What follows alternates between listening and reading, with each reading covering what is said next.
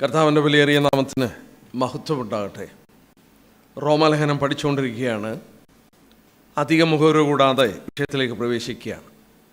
റോമാലേഖനം 9, 10, 11 ഈ 3 അധ്യായങ്ങൾ ഈ ദിവസങ്ങളിൽ ധ്യാനിച്ച് തീർക്കുവാനായിട്ട് നമ്മൾ ശ്രമിക്കുകയാണ്.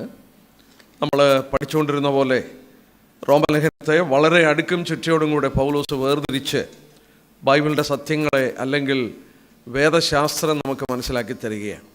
നാം ഓർത്തതുപോലെ കഴിഞ്ഞ ആഴ്ച ആദ്യത്തെ ഏതാണ്ട് 5 വാക്യങ്ങളെ ശ്രദ്ധിച്ചുള്ളൂ.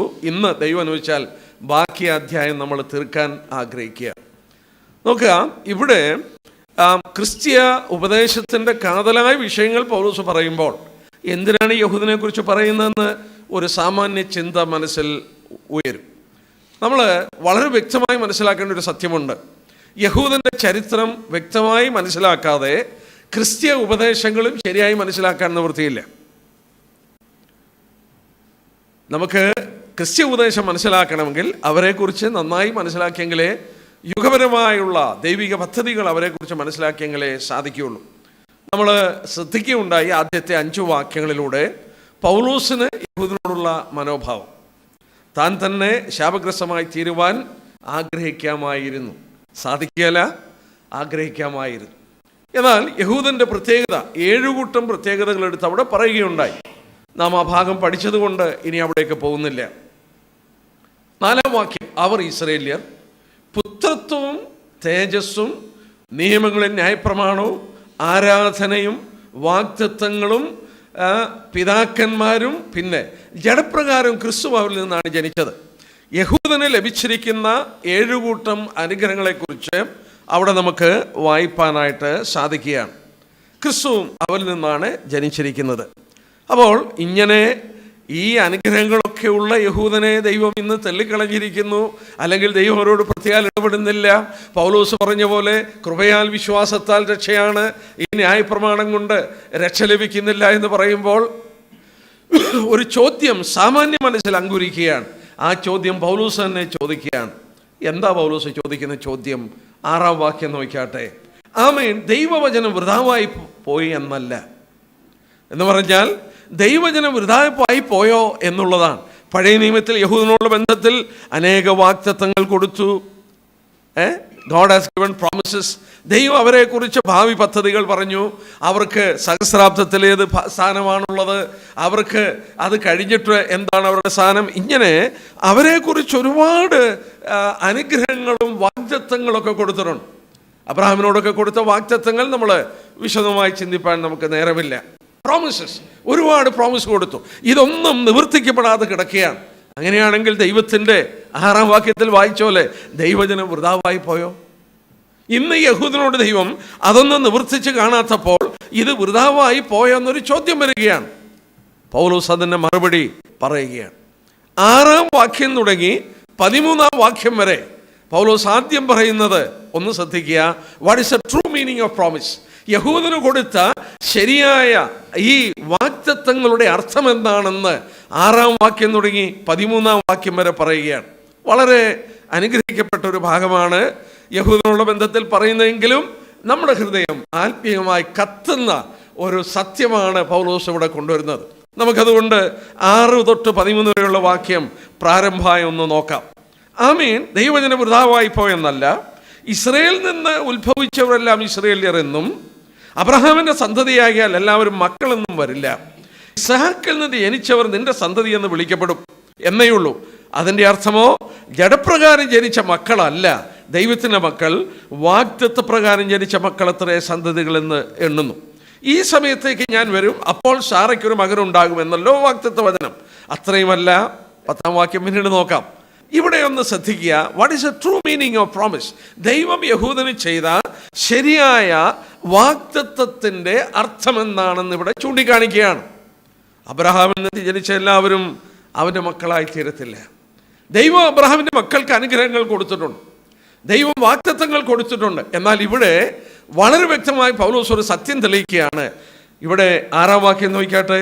ഇസ്രായേലിൽ നിന്ന് ഉത്ഭവിച്ചവരെല്ലാം ഇസ്രായേലിൽ നിന്നും, അബ്രഹാമിൻ്റെ സന്തതികൾ എല്ലാവരും മക്കളെന്നും വരില്ല. ഇത് വളരെ പ്രാധാന്യത അർഹിക്കുന്നു. നമുക്കതിൻ്റെ അർത്ഥം എന്ന് പറഞ്ഞാൽ അതിൻ്റെ ആത്മീയാർത്ഥം നമുക്ക് പുറകെ ശ്രദ്ധിക്കാം. എന്നാൽ ഇവിടെ പ്രാരംഭമായിട്ടൊന്ന് ശ്രദ്ധിക്കാം. അബ്രഹാമിൽ നിന്ന് ജനിച്ചിട്ടുള്ളവരെല്ലാം മക്കളാണെങ്കിൽ ഇസ്മയേല് അവൻ്റെ സന്തതികളുടെ മക്കളാകണം.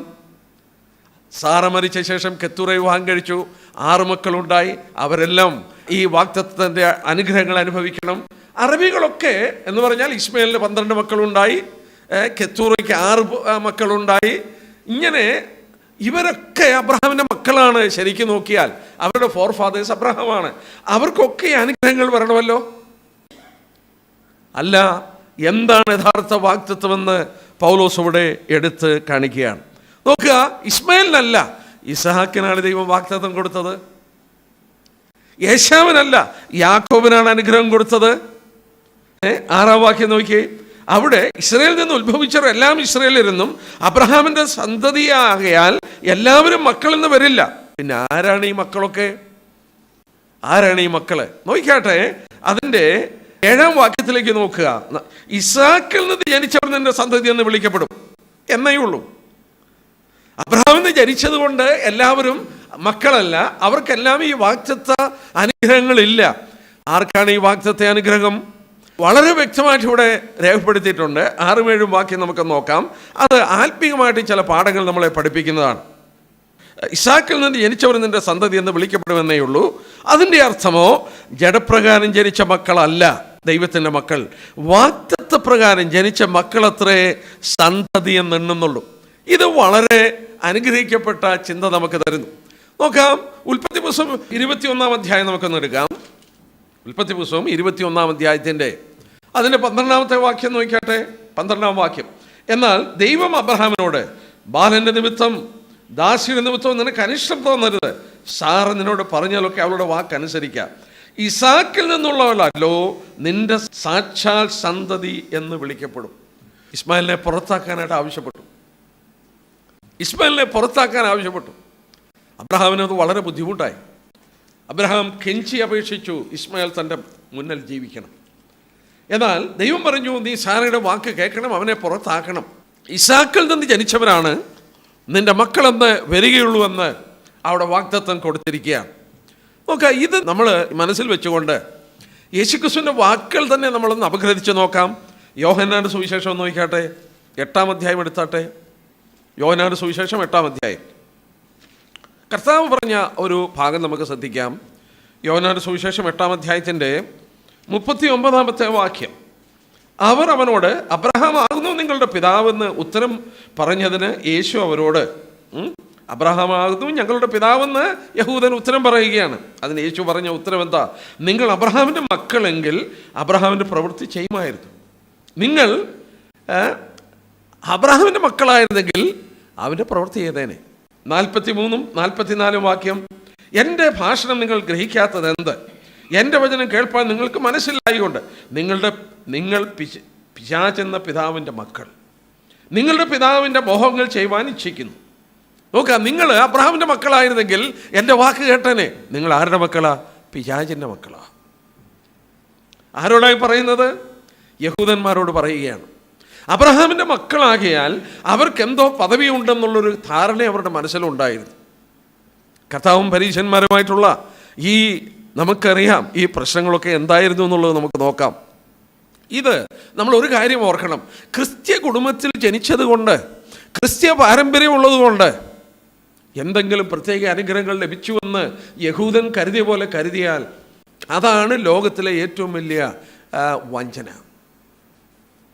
അതാണ് ഏറ്റവും വലിയ വഞ്ചന. ആരാണ് ദൈവത്തിൻ്റെ മക്കൾ? അബ്രഹാമിൻ്റെ മക്കള് വിശ്വാസത്താൽ ജനിച്ച ഇസാക്കിനെ പോലെയുള്ളവരാണ്. അതിൻ്റെ അർത്ഥം നമുക്ക് നോക്കാം. ഗലാത്യലേഖനം 3:7 നോക്കിക്കാട്ടെ. ഗലാത്യലേഖനം 3-ാം അധ്യായത്തിൻ്റെ 7-ാം വാക്യം. ഗലാത്യലേഖനം 3-ാം അധ്യായത്തിൻ്റെ 7-ാം വാക്യം നോക്കുക. ഗലാത്യർ 3:7. അതുകൊണ്ട് വിശ്വാസികൾ അത്ര അബ്രഹാമിൻ്റെ മക്കളെന്ന് അറിവീൻ. അബ്രഹാമിൻ്റെ മക്കൾ ആരാണ്? വിശ്വാസികളാണ്. വിശ്വാസികളാണ് അബ്രഹാമിൻ്റെ മക്കൾ. നമ്മൾ നേരത്തെ ചിന്തിച്ചു, ഇസാക്കിൽ നിന്ന് ജനിച്ചവരല്ലോ നിന്റെ സാക്ഷാൽ സന്തതികൾ. ഒരു ഭാഗം കൂടെ നോക്കാം. ഉൽപ്പത്തി പുസ്തകം 17-ാം അധ്യായം നോക്കിയാട്ടെ. ഉൽപ്പത്തി പുസ്തകം 17-ാം അധ്യായം. ഇത് നമുക്കൊരല്പം ശ്രദ്ധിച്ചിട്ട് നമുക്ക് കടന്നു പോകാം. 17-ാം അധ്യായത്തിൻ്റെ 19-ാം വാക്യം നോക്കിയാട്ടെ. 19-ാം വാക്യം. അതിന് ദൈവം അരുളിച്ചെയ്തത്, അല്ല, നിന്റെ ഭാര്യയായ സാറ തന്നെ നിനക്കൊരു മകനെ പ്രസവിക്കും. നീ അവൻ ഇസാക്ക് എന്ന് പേരിടണം. ഞാൻ അവനോടും അവൻ്റെ ശേഷം അവൻ്റെ സന്തതിയോടും എൻ്റെ നിയമത്തെ നിത്യ നിയമമായി ഉറപ്പിക്കും. ആരോടാ ദൈവം നിയമം ഉറപ്പിക്കുന്നത്? ഇസാക്കിനോടും അവന് ജനിച്ച മക്കളോടുമാണ്. 21 വാക്യം വരെ വായിച്ചാൽ പിന്നെ ഇസ്മായിലിനെ കുറിച്ചുള്ള കാര്യങ്ങളോട് വായിക്കുന്നു. നമ്മൾ 21-12 വായിച്ചു, ഇസാക്കിൽ നിന്ന് ജനിച്ചവരല്ലോ സാക്ഷാൽ സന്തതി എന്ന് വിളിക്കപ്പെടുന്നത്. എൻ്റെ പ്രിയപ്പെട്ടവരെ, ഇത് വളരെ പ്രാധാന്യത അർഹിക്കുന്ന ഒരു ക്രിസ്തീയ സത്യം നമ്മളെ പഠിപ്പിക്കുന്നു. Children according to the promise. ഇസാക്കിൻ്റെ ജനനം നമ്മൾ ശ്രദ്ധിച്ച് നോക്കിയാൽ, ഗലാത്യർ 4:29 വീണ്ടും നമുക്ക് നോക്കാം. ഗലാത്യലേഖനം 4-ാം അധ്യായം. ഗലാത്യലേഖനം 4-ാം അധ്യായത്തിൻ്റെ 29-ാം വാക്യം നോക്കിയാട്ടെ. എന്നാൽ അന്ന് ജഡപ്രകാരം ജനിച്ചവർ ആത്മപ്രകാരം ജനിച്ചവരെ ഉപദ്രവിച്ചതുപോലെ കാണുന്നു. 28 വാക്യം. നാമോ സഹോദരന്മാരെ ഇസാക്കിനെ പോലെ വാഗ്ദത്താൽ ജനിച്ച മക്കളാകുന്നു. ഓ, എന്തൊരു വാക്യമാണെന്ന് നോക്കിയേ. നമ്മളെക്കുറിച്ച് പറയുന്ന വാക്യമാണ്. നാം ആരാണെന്ന് പറയുന്നു. 28-ാം വാക്യം. നാമോ സഹോദരന്മാരെ ഇസാക്കിനെ പോലെ വാഗ്ദത്തത്താൽ ജനിച്ച മക്കളാണ്. എന്നാൽ അന്ന് ജഡപ്രകാരം ജനിച്ചവൻ ആത്മപ്രകാരം ജനിച്ചവനെ ഉപദ്രവിച്ചതുപോലെ ഇന്നുമാകുന്നു. അന്ന് ഇസ്മായില് ഇസാക്കിനെ ഉപദ്രവിച്ച് പരിഹസിച്ചതുപോലെ ഇന്നും അതങ്ങനെ തന്നെയാണെന്ന് പറയുക. നമ്മൾ ആരാണ്? നമ്മൾ ജനിച്ചിരിക്കുന്ന ഇസാക്കിനെ പോലെയാണ്. എന്താണ് ആ പറയുന്നതിൻ്റെ അർത്ഥമെന്നുള്ളത് നമുക്ക് ഒന്ന് പരിശോധിക്കേണ്ടത് ആവശ്യമാണ്. ഇസാക്കിൻ്റെ ജന്മം എങ്ങനെയായിരുന്നു? ഇസാക്കിൻ്റെ ജന്മം വാഗ്ദത്ത പ്രകാരമാണ്, പ്രോമിസാണ്. മറ്റു വിധത്തിൽ പറഞ്ഞാൽ 2 വാക്യം നോട്ട് ചെയ്തോ, ഞാനങ്ങ് പറഞ്ഞു പോകാം. എബ്രായലേഖനം 11:12 വാക്യം, ഹീബ്രൂസ് 11:12, റോമലേഖനം 4:19. ഈ വാക്യങ്ങൾ രണ്ടിലും ഒരു കാര്യം പറയുന്നുണ്ട്.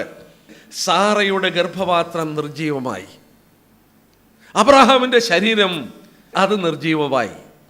ഡെഡ് എന്നാണ് ഇംഗ്ലീഷിൽ. It was as if it is dead.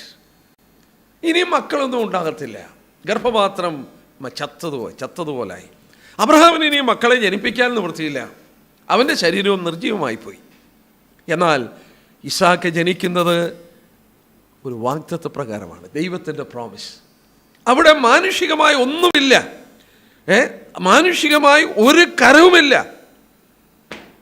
നമ്മൾ ആരാന്നാ പറഞ്ഞേ? ഇസാക്കിൻ്റെ പോലെ വിശ്വാസത്താൽ ജനിച്ചവരാണ്. ദൈവമക്കൾ ആരാണ്?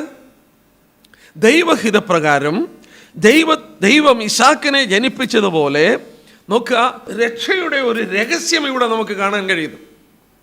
രക്ഷയുടെ ഒരു രഹസ്യം. 9-ാം വാക്യം, റോമലേഖനം 9:9 നോക്കിയാട്ടെ. ഈ സമയത്തേക്ക് ഞാൻ വരും, അപ്പോൾ സാറയ്ക്കൊരു മകൻ ഉണ്ടാകും. ദൈവം വാഗ്ദത്തം ചെയ്തിരിക്കുകയാണ്. Mystery of salvation. ഇവിടെ രക്ഷിക്കപ്പെട്ടിരിക്കുന്ന ദൈവമക്കൾ ഒരു സത്യം ഓർക്കണം. നമ്മൾ ഇസാക്കിനെ പോലെ പ്രോമിസിൽ ജനിച്ചവരാണ് എന്ന് പറഞ്ഞാൽ നമുക്ക് യാതൊരു പ്രവൃത്തിയില്ല. നമ്മൾ സ്നാനപ്പെട്ടതുകൊണ്ടോ കർത്തൃവേഷം മുറിച്ചത് കൊണ്ടോ എന്തെങ്കിലും നല്ല പ്രവൃത്തി ചെയ്തുകൊണ്ടോ എന്തെങ്കിലും നമ്മൾ ഇസാക്ക് അങ്ങനെയൊന്നും ജനിച്ചതല്ല.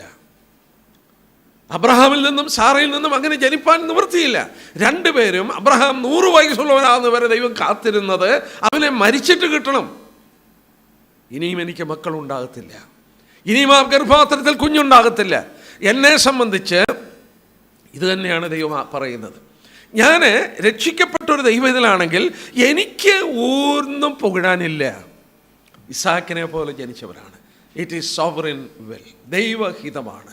ദൈവം എന്നെ അങ്ങനെ തിരഞ്ഞെടുത്തു. നമുക്കിനിയും ഇതിൻ്റെ ഒന്നുകൂടെ ഇറങ്ങിച്ചെല്ലാൻ പോവുകയാണ്. 19 വാക്യം. ഇനി 19 വാക്യം നോക്കിയാൽ ഇച്ചിരൂടെ അങ്ങോട്ട് പോവുക. പൗലോസ് എന്താ പറയുന്നത്? അത്രയുമല്ല, ഇത് മാത്രമല്ല, നിങ്ങൾ വിശ്വാസത്താൽ ജനിച്ചിരിക്കുന്നു എന്ന് പറയുമ്പോൾ നിങ്ങളുടെ യാതൊരു പ്രവൃത്തിയും അവിടെ ഇല്ലാതെ ഇസാക്കിനെ പോലെ വാഗ്ദത്തത്താൽ ജനിച്ചവരാണ് നിങ്ങൾ. അത്രയുമല്ല, ഇനിയും കുറച്ചുകൂടെ പറയാനുള്ളത് പറയുക. എന്താണത്?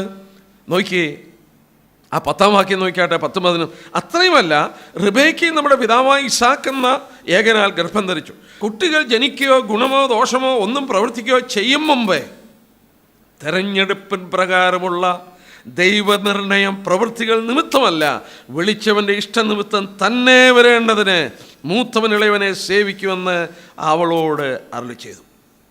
പുറകോട്ടിറങ്ങി പോവുകയാണ്. അത്രയുമല്ല, ഇസാക്കിനെ പോലെ നിങ്ങൾ ജനിച്ചിട്ടുള്ളവർ മാത്രമല്ല, കുറച്ചുകൂടെ കടന്നുപോയി. എന്താ ഇവിടെ പറഞ്ഞിരിക്കുന്നത്? ദൈവത്തിൻ്റെ ഇവിടെ ആ വാക്യം ഞാൻ ചുവന്ന മഷി കൊണ്ട് വരച്ചു. തെരഞ്ഞെടുപ്പിൻ പ്രകാരമുള്ള ദൈവനിർണയം. സോന്മാരെ, മുട്ടുകുത്താനല്ലാതെ മറ്റൊന്നും ചെയ്യാൻ കഴിയില്ല. ദൈവസന്നിധിയിൽ മുട്ടുകുത്തി ഹൃദയം അവൻ്റെ സന്നിധിയിൽ പകരുവാനല്ലാതെ ഒന്നും ചെയ്യാൻ കഴിയില്ല. എന്താ കാരണം? ഈ കുട്ടികൾ ജനിച്ചിട്ടില്ല. ഇസാക്കിനെ പോലെ അല്ല, ഗർഭപാത്രത്തിൽ വെച്ച് തന്നെ മൂത്തവൻ ഇളയവനെ സേവിക്കും. അവരുടെ ഭാവി കാര്യം കൂടെ ആരാ നിശ്ചയിച്ചത്? ദൈവം നിശ്ചയിച്ചു. ദൈവങ്ങളെ കുറിച്ച് എന്താ പറഞ്ഞിരിക്കുന്നത്? ഈ വാക്യം നോക്കിയാട്ടെ, 11-ാം വാക്യം. തെരഞ്ഞെടുപ്പിൻ പ്രകാരമുള്ള ദൈവനിർണയം, the purpose of God according to election, divine sovereignty, ദൈവത്തിൻ്റെ പരമാധികാരം. ഞാൻ രക്ഷിക്കപ്പെട്ടു, അതിൻ്റെ പുറകിൽ ദൈവത്തിൻ്റെ വലിയ ഉദ്ദേശമുണ്ട്. ദൈവനിർണയം, തെരഞ്ഞെടുപ്പിൻ പ്രകാരമുള്ള ദൈവനിർണയം, ഡിവൈൻ കൗൺസിൽ മുഖാന്തരമാണ്, ദൈവ പർപ്പസ് മൂലമാണ് ഞാൻ രക്ഷിക്കപ്പെട്ടിരിക്കുന്നത്. നമ്മൾ റോമാലേഖനം 8-ാം അധ്യായം അതേ പേജിൻ്റെ ഇഞ്ഞിപ്പുറത്തോട്ട് നോക്കിയാട്ടെ, 8:28. റോമാലേഖനം 8:20. ദൈവത്തെ സ്നേഹിക്കുന്നവർക്ക് നിർണയപ്രകാരം വിളിക്കപ്പെട്ടവർക്ക്, നിർണയപ്രകാരം, those who have been called according to purpose. ആരാണ് പർപ്പസ് ചെയ്തത്? ദൈവം പർപ്പസ് ചെയ്തു. ദൈവം പർപ്പസ് ചെയ്തു. തെരഞ്ഞെടുപ്പിൻ പ്രകാരമുള്ള ദൈവനിർണയം. എന്താണ് നിർണയം? മൂത്തവൻ ഇളയവനെ സേവിക്കും. നോക്കുക അവരുടെ ചരിത്രം, 2 രാഷ്ട്രങ്ങളുടെ ചരിത്രം.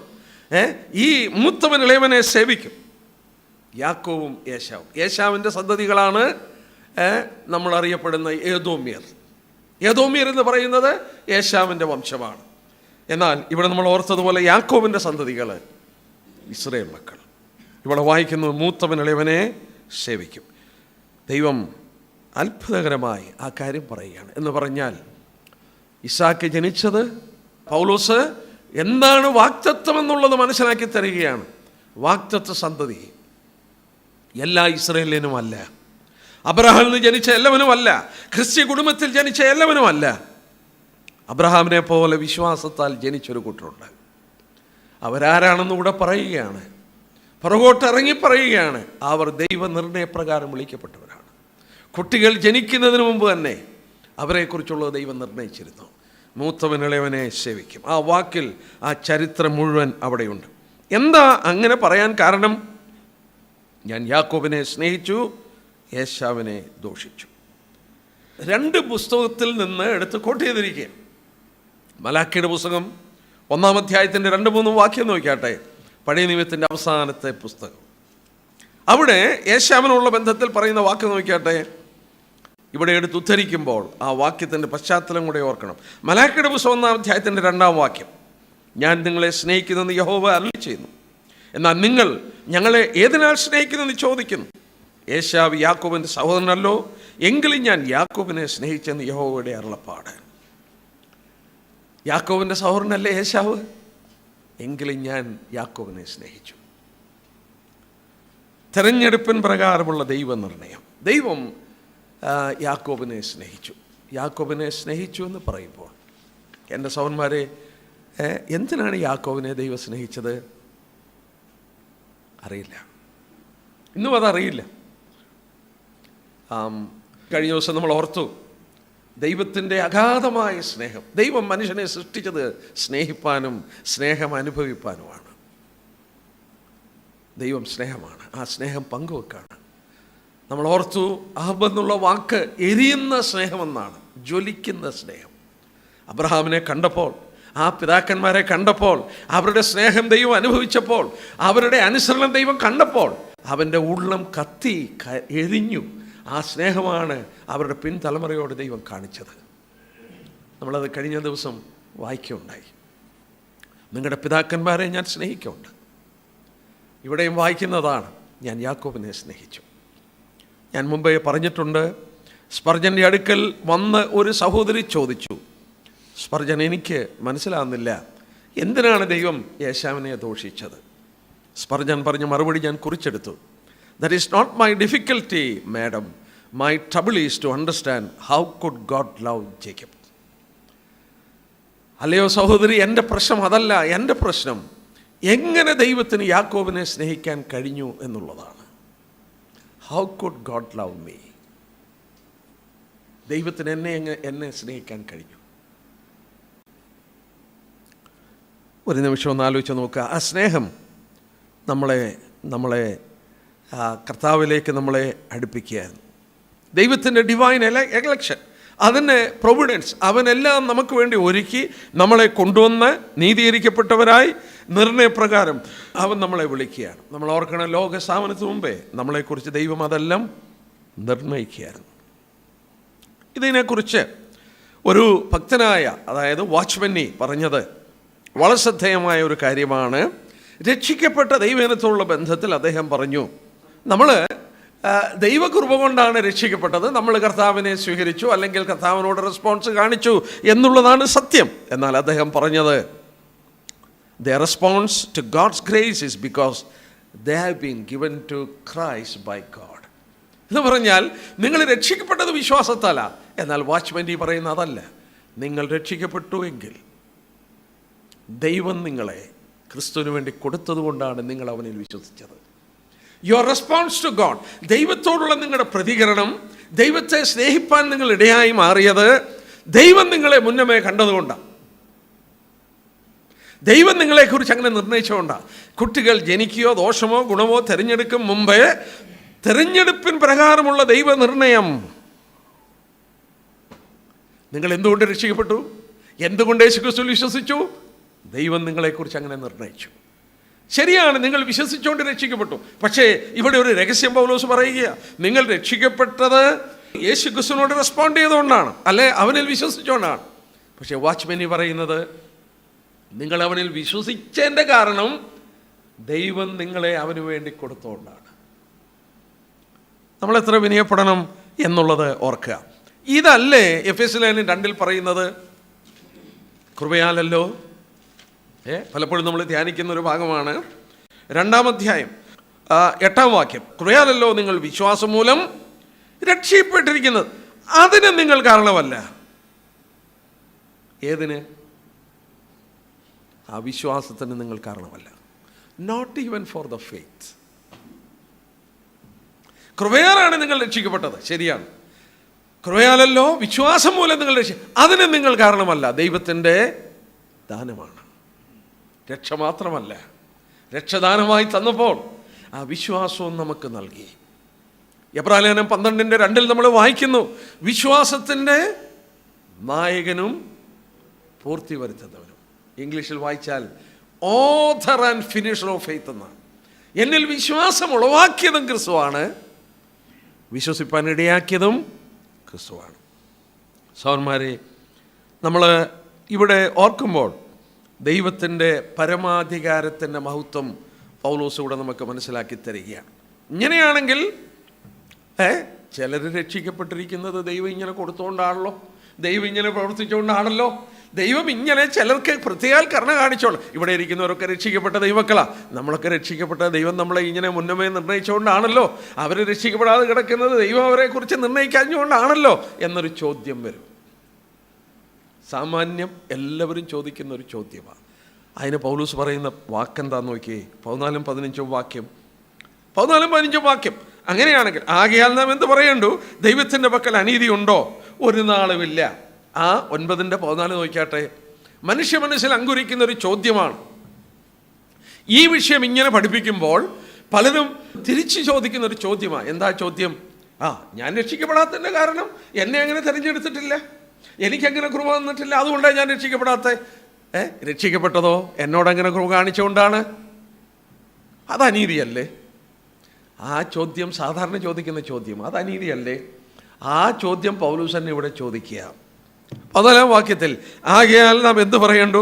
ദൈവത്തിൻ്റെ പക്കൽ അനീതി ഉണ്ടോ? പൗലോസ് പറയാണ്, ഒരു നാളും ഇല്ല എന്ന് പറഞ്ഞാൽ ഒരു നാളും അങ്ങനെ ചിന്തിക്കരുത് എന്നെടുത്ത് പറയുക. അതിൻ്റെ കാരണം നമുക്ക് പുറകെ ചിന്തിക്കാം. എന്നിട്ട് അടുത്തായിട്ട് പൗലോസ് ഇത് തെളിയിക്കാനെടുത്ത് പറയുന്ന 15-ാം വാക്യം, എനിക്ക് കരുണ തോന്നണം എന്നുള്ളവനോട് കരുണ തോന്നുകയും എനിക്ക് കനിവ് തോന്നണം എന്നുള്ളവനോട് കനിവ് തോന്നുകയും ചെയ്യും എന്ന് അവൻ മോശയോട് അരുളിച്ചത്. അതുകൊണ്ട് ഇച്ഛിക്കുന്നവനാലുമല്ല ഓടുന്നവനാലുമല്ല കരുണ തോന്നുന്ന ദൈവത്താൽ അത്രേ സകലവും സാധിക്കുന്നത്. ഇതിൻ്റെ മറുപടി, അതായത് ഈ ചിന്താഗതിയുടെ മറുപടി ഇവിടെ തരികയാണ്. വാഗ്ദത്തത്തിൻ്റെ യഥാർത്ഥ അർത്ഥം മനസ്സിലാക്കി തരികയാണ്. നിത്യാവസ്ഥ, അതിൻ്റെ ഡിവൈൻ സോവറിറ്റി, ദൈവത്തിൻ്റെ പരമാധികാരം പുറകോട്ടിറങ്ങി കുട്ടികൾ ജനിക്കുകയോ ഗുണമോ ദോഷമോ തിരഞ്ഞെടുക്കും മുമ്പേ ദൈവനിർണയപ്രകാരം നിവർത്തിക്കേണ്ടത്. ചോദ്യം വന്നു, അപ്പോൾ ഇത് അനീതിയല്ലേ? ചിലർ രക്ഷിക്കപ്പെടുന്നു, ചിലർ രക്ഷിക്കപ്പെടാതെ കിടക്കുന്നു. ഇത് അനീതിയല്ലേ? ഒരു നാളും അരുത്, ഒരു നാളും അരുത്, ഒരു നാളും ഇല്ല. ദൈവം ഒരിക്കലും അങ്ങനെ അനീതി ചെയ്യത്തില്ല. പൗലോസ് ആ ഭാഗം ഇതുപോലൊരു ഭാഗത്ത് പറയുന്നു. 3-ാം അധ്യായം നോക്കിയാട്ടെ, റോമലേഖനം 3-ാം അധ്യായത്തിൽ ഇതുപോലെ പറയുന്നു നോക്കിയാട്ടെ, 5-6 വാക്യം. എന്നാൽ നമ്മുടെ അനീതി ദൈവത്തിൻ്റെ നീതിയെ പ്രസിദ്ധമാക്കുന്നുവെങ്കിൽ നാം എന്ത് പറയേണ്ടു? ശിക്ഷ നടത്തുന്ന ദൈവം നീതിയില്ലാത്തവനെന്നോ? ഞാൻ മനുഷ്യരീതിയിൽ പറയുന്നു, ഒരു നാളുമല്ല. നമ്മൾ ആ ഭാഗം നേരത്തെ പഠിച്ചു. എല്ലാ മനുഷ്യരെയും ശിക്ഷായോഗ്യരാക്കി ദൈവം തീർത്തു. ദൈവത്തിൻ്റെ നീതി വെളിപ്പെടുത്താനാണ്. അങ്ങനെയാണെങ്കിൽ ദൈവത്തിൻ്റെ നീതിയെക്കുറിച്ച് ചോദ്യം ചെയ്യുമ്പോൾ പറയുന്നതാണ്, ഒരു നാളുമല്ല. അങ്ങനെ ചിന്തിക്കരുത്. പൗലോസ് ഇവിടെ ഉദ്ദേശിക്കുന്നത് ദൈവം അങ്ങനെ ഒരു നാളും ചെയ്യത്തില്ല. ഞാൻ പലപ്പോഴും എടുത്ത് ഉദ്ധരിച്ചിട്ടുണ്ട്, ദൈവത്തെക്കുറിച്ച് നമ്മൾ ചിന്തിക്കുന്നത് മാനുഷികമായ ചിന്തയാണ്. മാർട്ടിൻ ലൂതർ പറഞ്ഞ പോലെ, your thoughts of God are too human. നീ ദൈവത്തെക്കുറിച്ച് ചിന്തിക്കുന്നത് മാനുഷികമായിട്ടാണ്. ഗോഡ് ഈസ് ഗോഡ്, ദൈവം ദൈവമാണ്. ദൈവത്തിൻ്റെ ചിന്താഗതികളല്ല നിൻ്റെ ചിന്താഗതികൾ. നീ ഒരിക്കലും ഇങ്ങനെ ചിന്തിക്കരുതെന്ന് പറഞ്ഞു. മറ്റൊരു ഭാഗം എടുത്ത് 18-ാം അധ്യായം തന്നെ, ഉൽപ്പത്തി പുസ്തകം 18-ാം അധ്യായം തന്നെ നോക്കാം. ഉൽപ്പത്തി പുസ്തകം 18-ാം അധ്യായം 18-ാം അധ്യായത്തിൻ്റെ 25-ാം വാക്യം നോക്കിയാട്ടെ. 25-ാം വാക്യം, സോദോം ഗോമോറ നശിപ്പിക്കുന്ന കാര്യം ചോദിക്കുകയാണ്. ദൈവവും അബ്രഹാമുമായിട്ടുള്ള സംഭാഷണമാണ്. 25-ാം വാക്യം, അവിടെ 24 തൊട്ട് വായിക്കാം. പക്ഷേ ആ പട്ടണത്തിൽ 50 നീതിമാന്മാരുണ്ടെങ്കിൽ നീ അതിനെ സംഹരിക്കുമോ? അതിലെ 50 നീതിമാർ നിമിത്തം ആ സ്ഥലത്തോട് ക്ഷമിക്കുകയില്ലയോ? അങ്ങനെ നീ ഒരു നാളും ചെയ്യുന്നതല്ലല്ലോ. നീതിമാൻ ദുഷ്ടനെ പോലെ ആകാതെ വണ്ണം ദുഷ്ടനോടുകൂടെ നീതിമാനെ നീ ഒരു നാളും കൊല്ലുകയില്ല. സർവഭൂമിക്കും ന്യായാധിപനായവൻ നീതി പ്രവർത്തിക്കാതിരിക്കുമോ? ദൈവം നീതിയെ പ്രവർത്തിക്കുകയുള്ളൂ. ഇത് തെളിയിച്ചു തരാൻ, അതായത് ഈ തെരഞ്ഞെടുപ്പിനെ കുറിച്ചും ദൈവത്തിൻ്റെ പരമാധികാരത്തിൽ ചിലർ രക്ഷിക്കപ്പെടുന്നതിനെക്കുറിച്ചും പറയുമ്പോൾ അനീതിയുണ്ടെന്ന് ചിന്തിക്കുമ്പോൾ പൗലോസ് ഇല്ല എന്ന് പറയുവാൻ അല്ലെങ്കിൽ തെളിയിപ്പാനായിട്ട് കൊണ്ടുവരുന്ന വസ്തുത എന്താണെന്നറിയാമോ? മോശയോട് ദൈവം ഇടപെട്ടതാണ്. ഇവിടെ ആ 15-ാം വാക്യം, എനിക്ക് കരുണ തോന്നണവനോട് കരുണ തോന്നും, എനിക്ക് കനിവ് തോന്നണവനോട് കനിവ് തോന്നുമെന്ന് മോശയോട് അരുളി ചെയ്തു. അതിൻ്റെ പശ്ചാത്തലം നമുക്ക് നോക്കാം. പുറപ്പാട് പുസ്തകത്തിലേക്ക് നമുക്കൊന്ന് കടന്നു വരാം. അതിൻ്റെ പശ്ചാത്തലം മനസ്സിലാകാതെ പൗലോസോട് പറഞ്ഞത് നമുക്ക് പിടികിട്ടത്തില്ല. പുറപ്പാട് പുസ്തകം 33-ാം അധ്യായം, പുറപ്പാട് പുസ്തകം 33-ാം അധ്യായത്തിൻ്റെ 19-ാം വാക്യമാണ് ഇപ്പോൾ നമ്മൾ ഉദ്ധരിച്ചത്. അവിടെ 19-ാം വാക്യം, ഞാൻ എൻ്റെ മഹിമയൊക്കെയും നിൻ്റെ മുമ്പാകെ കടക്കുമാറാക്കും, യഹോവയുടെ നാമത്തെ നിൻ്റെ മുമ്പാകെ ഘോഷിക്കും. കൃപ ചെയ്യുവാൻ എനിക്ക് മനസ്സുള്ളവനോട് ഞാൻ കൃപ ചെയ്യും, കരുണ കാണിപ്പാൻ എനിക്ക് മനസ്സുള്ളവനോട് ഞാൻ കരുണ കാണിക്കും എന്നരുളി ചെയ്തു. ഈ ഭാഗം നമ്മൾ എന്താന്നുള്ളതൊന്ന് ശ്രദ്ധിക്കാം. 32-ാം അധ്യായം നോക്കിയാട്ടെ, പുറപ്പാട് 32-ന്റെ 10-ാമത്തെ വാക്യം. അതുകൊണ്ട് എൻ്റെ കോപം അവർക്ക് വിരോധമായി ജ്വലിച്ചു, ഞാൻ അവരെ ദഹിപ്പിക്കേണ്ടതിന് എന്നെ വിടുക, ഞാൻ നിന്നെ വലിയൊരു ജാതിയാക്കുമെന്ന് യഹോവ മോശയോട് അരുളി ചെയ്തു. പശ്ചാത്തലം അറിയാം. ഇസ്രായേൽ മക്കൾ ദൈവത്തെ പുല്ല് തിന്നുന്ന കാളയെ പോലാക്കി കാളക്കുട്ടിയെ വാർത്തുണ്ടാക്കി ആരാധിക്കുകയാണ്. ദൈവത്തിൻ്റെ കോപം ജ്വലിച്ചു, എന്നെ വിടുക, ഞാൻ അവരെ മുഴുവൻ നശിപ്പിക്കാൻ പോവുകയാണ്. നിന്നിൽ ഞാൻ ഈ ജനത്തെ, അല്ലെങ്കിൽ വേറൊരു യഹൂദനെ, വേറൊരു ജാതിയെ നിന്നിലൂടെ ഞാൻ ഉണ്ടാക്കുമെന്ന് പറഞ്ഞപ്പോൾ, അതാണ് ഇതിൻ്റെ പശ്ചാത്തലം. ഞാൻ എല്ലാവരെയും നശിപ്പിക്കാൻ പോവുകയാണ്. അതിന് 30-ാം വാക്യം നോക്കിയാട്ടെ. 30-ാം വാക്യം, പിറ്റേന്നാൾ മോശ, നിങ്ങൾ ഒരു മഹാപാപം ചെയ്തിരിക്കുന്നു. ഇപ്പോൾ ഞാൻ യഹോവയുടെ അടുക്കൽ കയറി ചെല്ലും, പക്ഷേ നിങ്ങളുടെ പാപത്തിനു വേണ്ടി പ്രായശ്ചിത്തം വരുത്തുവാൻ എനിക്കിടയാകുമെന്ന് പറഞ്ഞു. മോശ ജനത്തിനു വേണ്ടി ദൈവത്തിൻ്റെ സന്നിധിയിൽ കരേറിപ്പോയി. 32-ാം വാക്യം, എങ്കിലും നീ അവരുടെ പാപം ക്ഷമിക്കണമേ, അല്ലെങ്കിൽ നീ എഴുതിയതിൻ്റെ പുസ്തകത്തിൽ നിന്ന് എൻ്റെ പേർ മായ്ച്ചു കളയണമേ. മോശ ജനത്തിനു വേണ്ടി പക്ഷപാതം ചെയ്യുകയാണ്. നീ ക്ഷമിക്കണം. ഈ ജനത്തെ മുഴുവൻ കൊല്ലുവാൻ ദൈവം കോപിച്ചു. നീ ക്ഷമിക്കണം, അല്ലെങ്കിൽ എൻ്റെ പേരങ്ങ് മായ്ക്കണം. ഏത് പുസ്തകത്തിലാണെന്നും ഇവിടെ പറഞ്ഞിട്ടില്ല. ചിലർ ചിന്തിക്കുന്ന പോലെ ജീവപുസ്തകത്തിൽ നിന്ന് പേര് മായ്ക്കണമെന്നല്ല പറഞ്ഞത്, നീ എഴുതിയതിൻ്റെ പുസ്തകത്തിൽ നിന്ന് മായ്ക്കണമെന്നേ പറഞ്ഞുള്ളൂ. സ്വർഗത്തിൽ അനേക പുസ്തകങ്ങളുണ്ട്. ഇപ്പോൾ ആ ഭാഗത്തിലേക്ക് ഞാൻ പോകുന്നില്ല. ഇവിടെ പറഞ്ഞിരിക്കുന്നത് ഞാൻ വിശ്വസിക്കുന്നു, ജീവിച്ചിരിക്കുന്നവരുടെ പേരുകൾ എഴുതിയൊരു പുസ്തകമുണ്ട്, book of living, book of life അല്ല. എന്ന് പറഞ്ഞാൽ എന്നെ ഞാൻ കൊന്നേക്കണം, ഈ ജനം ജീവിക്കാൻ നീ അനുവദിക്കണം എന്ന് മോശ പ്രാർത്ഥിക്കുകയായിരുന്നു. ദൈവം അപ്പം പറഞ്ഞു, എന്നോട് പാപം ചെയ്തവരെ ഞാൻ ശിക്ഷിക്കും, അവരെയാണ്, അല്ല നിന്നെയല്ല. എന്നാൽ ഇവിടെ നോക്കുക, മോശ ജനത്തിന് വേണ്ടി അപേക്ഷിക്കുകയാണ്, അവർക്ക് വേണ്ടി പക്ഷപാതം ചെയ്യുകയാണ്. 34-ാം അധ്യായത്തിൻ്റെ 1-ാമത്തെ വാക്യം, യഹോവ പിന്നെ മോശയോട് കൽപ്പിച്ചെന്നാൽ മുമ്പിലത്തെ പോലെ 2 പലക ചെത്തിക്കൊണ്ടുവരാനായിട്ട് ആവശ്യപ്പെട്ടു. 27-28 വാക്യം, ഈ വചനങ്ങൾ എഴുതി, ഈ വചനങ്ങൾ ആധാരമാക്കി ഞാൻ നിന്നോടും ഇസ്രായേലിനോടും നിയമം ചെയ്തിരിക്കുന്നു എന്ന് അരുളി ചെയ്തു. അതിൻ്റെ ഈ സംഭവം നടക്കുമ്പോൾ മോശ ദൈവത്തോടൊരു കാര്യം അപേക്ഷിച്ചു. എന്താ അപേക്ഷിച്ചത്? 33-18 വാക്യം നോക്കിയാട്ടെ. അപ്പോൾ അവൻ, നിന്റെ തേജസ് എന്നെ കാണിച്ചു തരണം. മോശ പ്രാർത്ഥിക്കുകയാണ്, നിന്റെ തേജസ് എനിക്ക് കാണിച്ചു തരണം. തേജസ് കാണിക്കാൻ പറഞ്ഞപ്പോൾ ദൈവം പറഞ്ഞ മറുപടി എന്നാ? അതിൻ്റെ 19-ാം വാക്യം നോക്കിയാട്ടെ. അതിനവൻ, ഞാൻ എൻ്റെ മഹിമ ഒക്കെ നിൻ്റെ മുമ്പാകെ കടക്കുമാറാക്കും. I will make all my goodness to pass before you. നിൻ്റെ മഹത്വം എന്നെ കാണിക്കണം. ദൈവം പറഞ്ഞ എന്നാ? I will make all my goodness to pass before you. എൻ്റെ നന്മകളൊക്കെ നിൻ്റെ മുന്നിലൂടെ നടത്താൻ ഞാൻ കൊണ്ടുപോകും. മഹിമ കാണിക്കണമെന്ന് പറഞ്ഞു. എൻ്റെ മഹത്വം ഞാൻ കടന്നു പോകാൻ അനുവദിക്കും. എന്തോ ആ മഹത്വം? യഹോവയുടെ നാമത്തെ നിന്റെ മുമ്പാകെ ഘോഷിക്കും. അപ്പോൾ പറഞ്ഞ വാക്കാ, കൃപ ചെയ്യുവാൻ എനിക്ക് മനസ്സുള്ളവനോട് ഞാൻ കൃപ ചെയ്യും, കരുണ കാണിപ്പാൻ മനസ്സുള്ളവനോട് കരുണ ചെയ്യും. ഒരു നിമിഷം ഒന്ന് ആലോചിച്ച് നോക്കി, എന്തിനാണ് പൗലോസ് ഇതെടുത്ത് ഇവിടെ ഉദ്ധരിച്ചത്?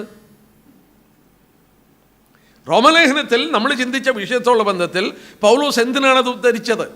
ഇസ്രായേൽ മക്കൾ മുഴുവൻ മരിക്കണം, അവരെല്ലാം ശിക്ഷയ്ക്ക് വിധേയരായി, അവരെല്ലാം പാപികളായി മാറി, അവരെല്ലാം ദൈവകോപത്തിൻ്റെ അടിമകളായി തീർന്നപ്പോൾ ദൈവത്തിൻ്റെ മധ്യത്തിൽ മധ്യസ്ഥത ചെയ്ത് ആ കൃപ, മഹിമ, ഗുഡ്നസ് മോശയ്ക്ക് ദൈവം എക്സ്റ്റെൻഡ് ചെയ്തു. മോശയോട് എക്സ്റ്റെൻഡ് ചെയ്തതിൻ്റെ ഫലമായി അവരെ ദൈവം കൊല്ലാതെ വിട്ടു. അപ്പോൾ ദൈവം ഇവിടെ മോശയെടുത്ത് പറയുകയാണ്, ദൈവം പറഞ്ഞു, എനിക്ക് കൃപ തോന്നണമെന്നുള്ളൊരു കൃപ തോന്നും, കരുണ കാണിക്കാനുള്ളൊരു കാരണം. അതാർക്കെങ്കിലും ക്വസ്റ്റ്യൻ ചെയ്യാൻ സാധിക്കുമോ? ഇല്ല. എന്താ ഇതിൻ്റെ അർത്ഥം? ഇതിൻ്റെ അർത്ഥം ഇതാണ്, ലളിതമായ അർത്ഥം ഇതാണ്. അത് നമ്മളെ വളരെ ചിന്തിപ്പിക്കണം. ദൈവം കൃപ കാണിക്കത്തില്ലെങ്കിൽ എല്ലാവരും നശിച്ചു. ദൈവം കൃപ കാണിക്കത്തില്ലെങ്കിൽ എല്ലാവരും നശിച്ചു. എന്നാൽ അവന് കൃപ കാണിക്കണം എന്നുള്ള ചിലരോട് കൃപ കാണിച്ച് അവരെ രക്ഷിച്ചു. എന്താണ് അതിനകത്ത് തെറ്റ്? ആരോ ഒരു ഭക്തനായ മനുഷ്യൻ പറഞ്ഞ പോലെ, ഒരു വെള്ളച്ചാട്ടം, വലിയ ജലാശയത്തിൻ്റെ വെള്ളച്ചാട്ടത്തിൽ അനേക മനുഷ്യരിങ്ങനെ വീണുകൊണ്ടിരിക്കുക. ഈ വെള്ളച്ചാട്ടത്തിൽ അവരെ പോയി വലിയ ഗർത്തത്തിലേക്ക് പോയി മരിക്കുകയാണ്. ആ കരയ്ക്ക് നിന്നൊരു മനുഷ്യൻ കൈ നീട്ടി ചിലരെ വലിച്ചു കയറ്റുന്നു. അവനെ വലിച്ചു കയറ്റി രക്ഷിച്ചുകൊണ്ട് എന്തെങ്കിലും തെറ്റുണ്ടോ? ഈ മനുഷ്യനെ ഏതെങ്കിലും വിധത്തിൽ കുറ്റം പറയാൻ ഒക്കുമോ? ഇല്ല. അത് തന്നെയാണ് ഇവിടെ പറഞ്ഞ പൗലോസ്. അത് തന്നെയാണ് ദൈവം ചെയ്തത്. എല്ലാവരും പാപത്തിൻ്റെ കീഴിലാണ്, എല്ലാവരും ശിക്ഷായോഗ്യരാണ്, എല്ലാവരും ഒരുപോലെ നരകത്തിൽ പോകേണ്ടിയവരാണ്.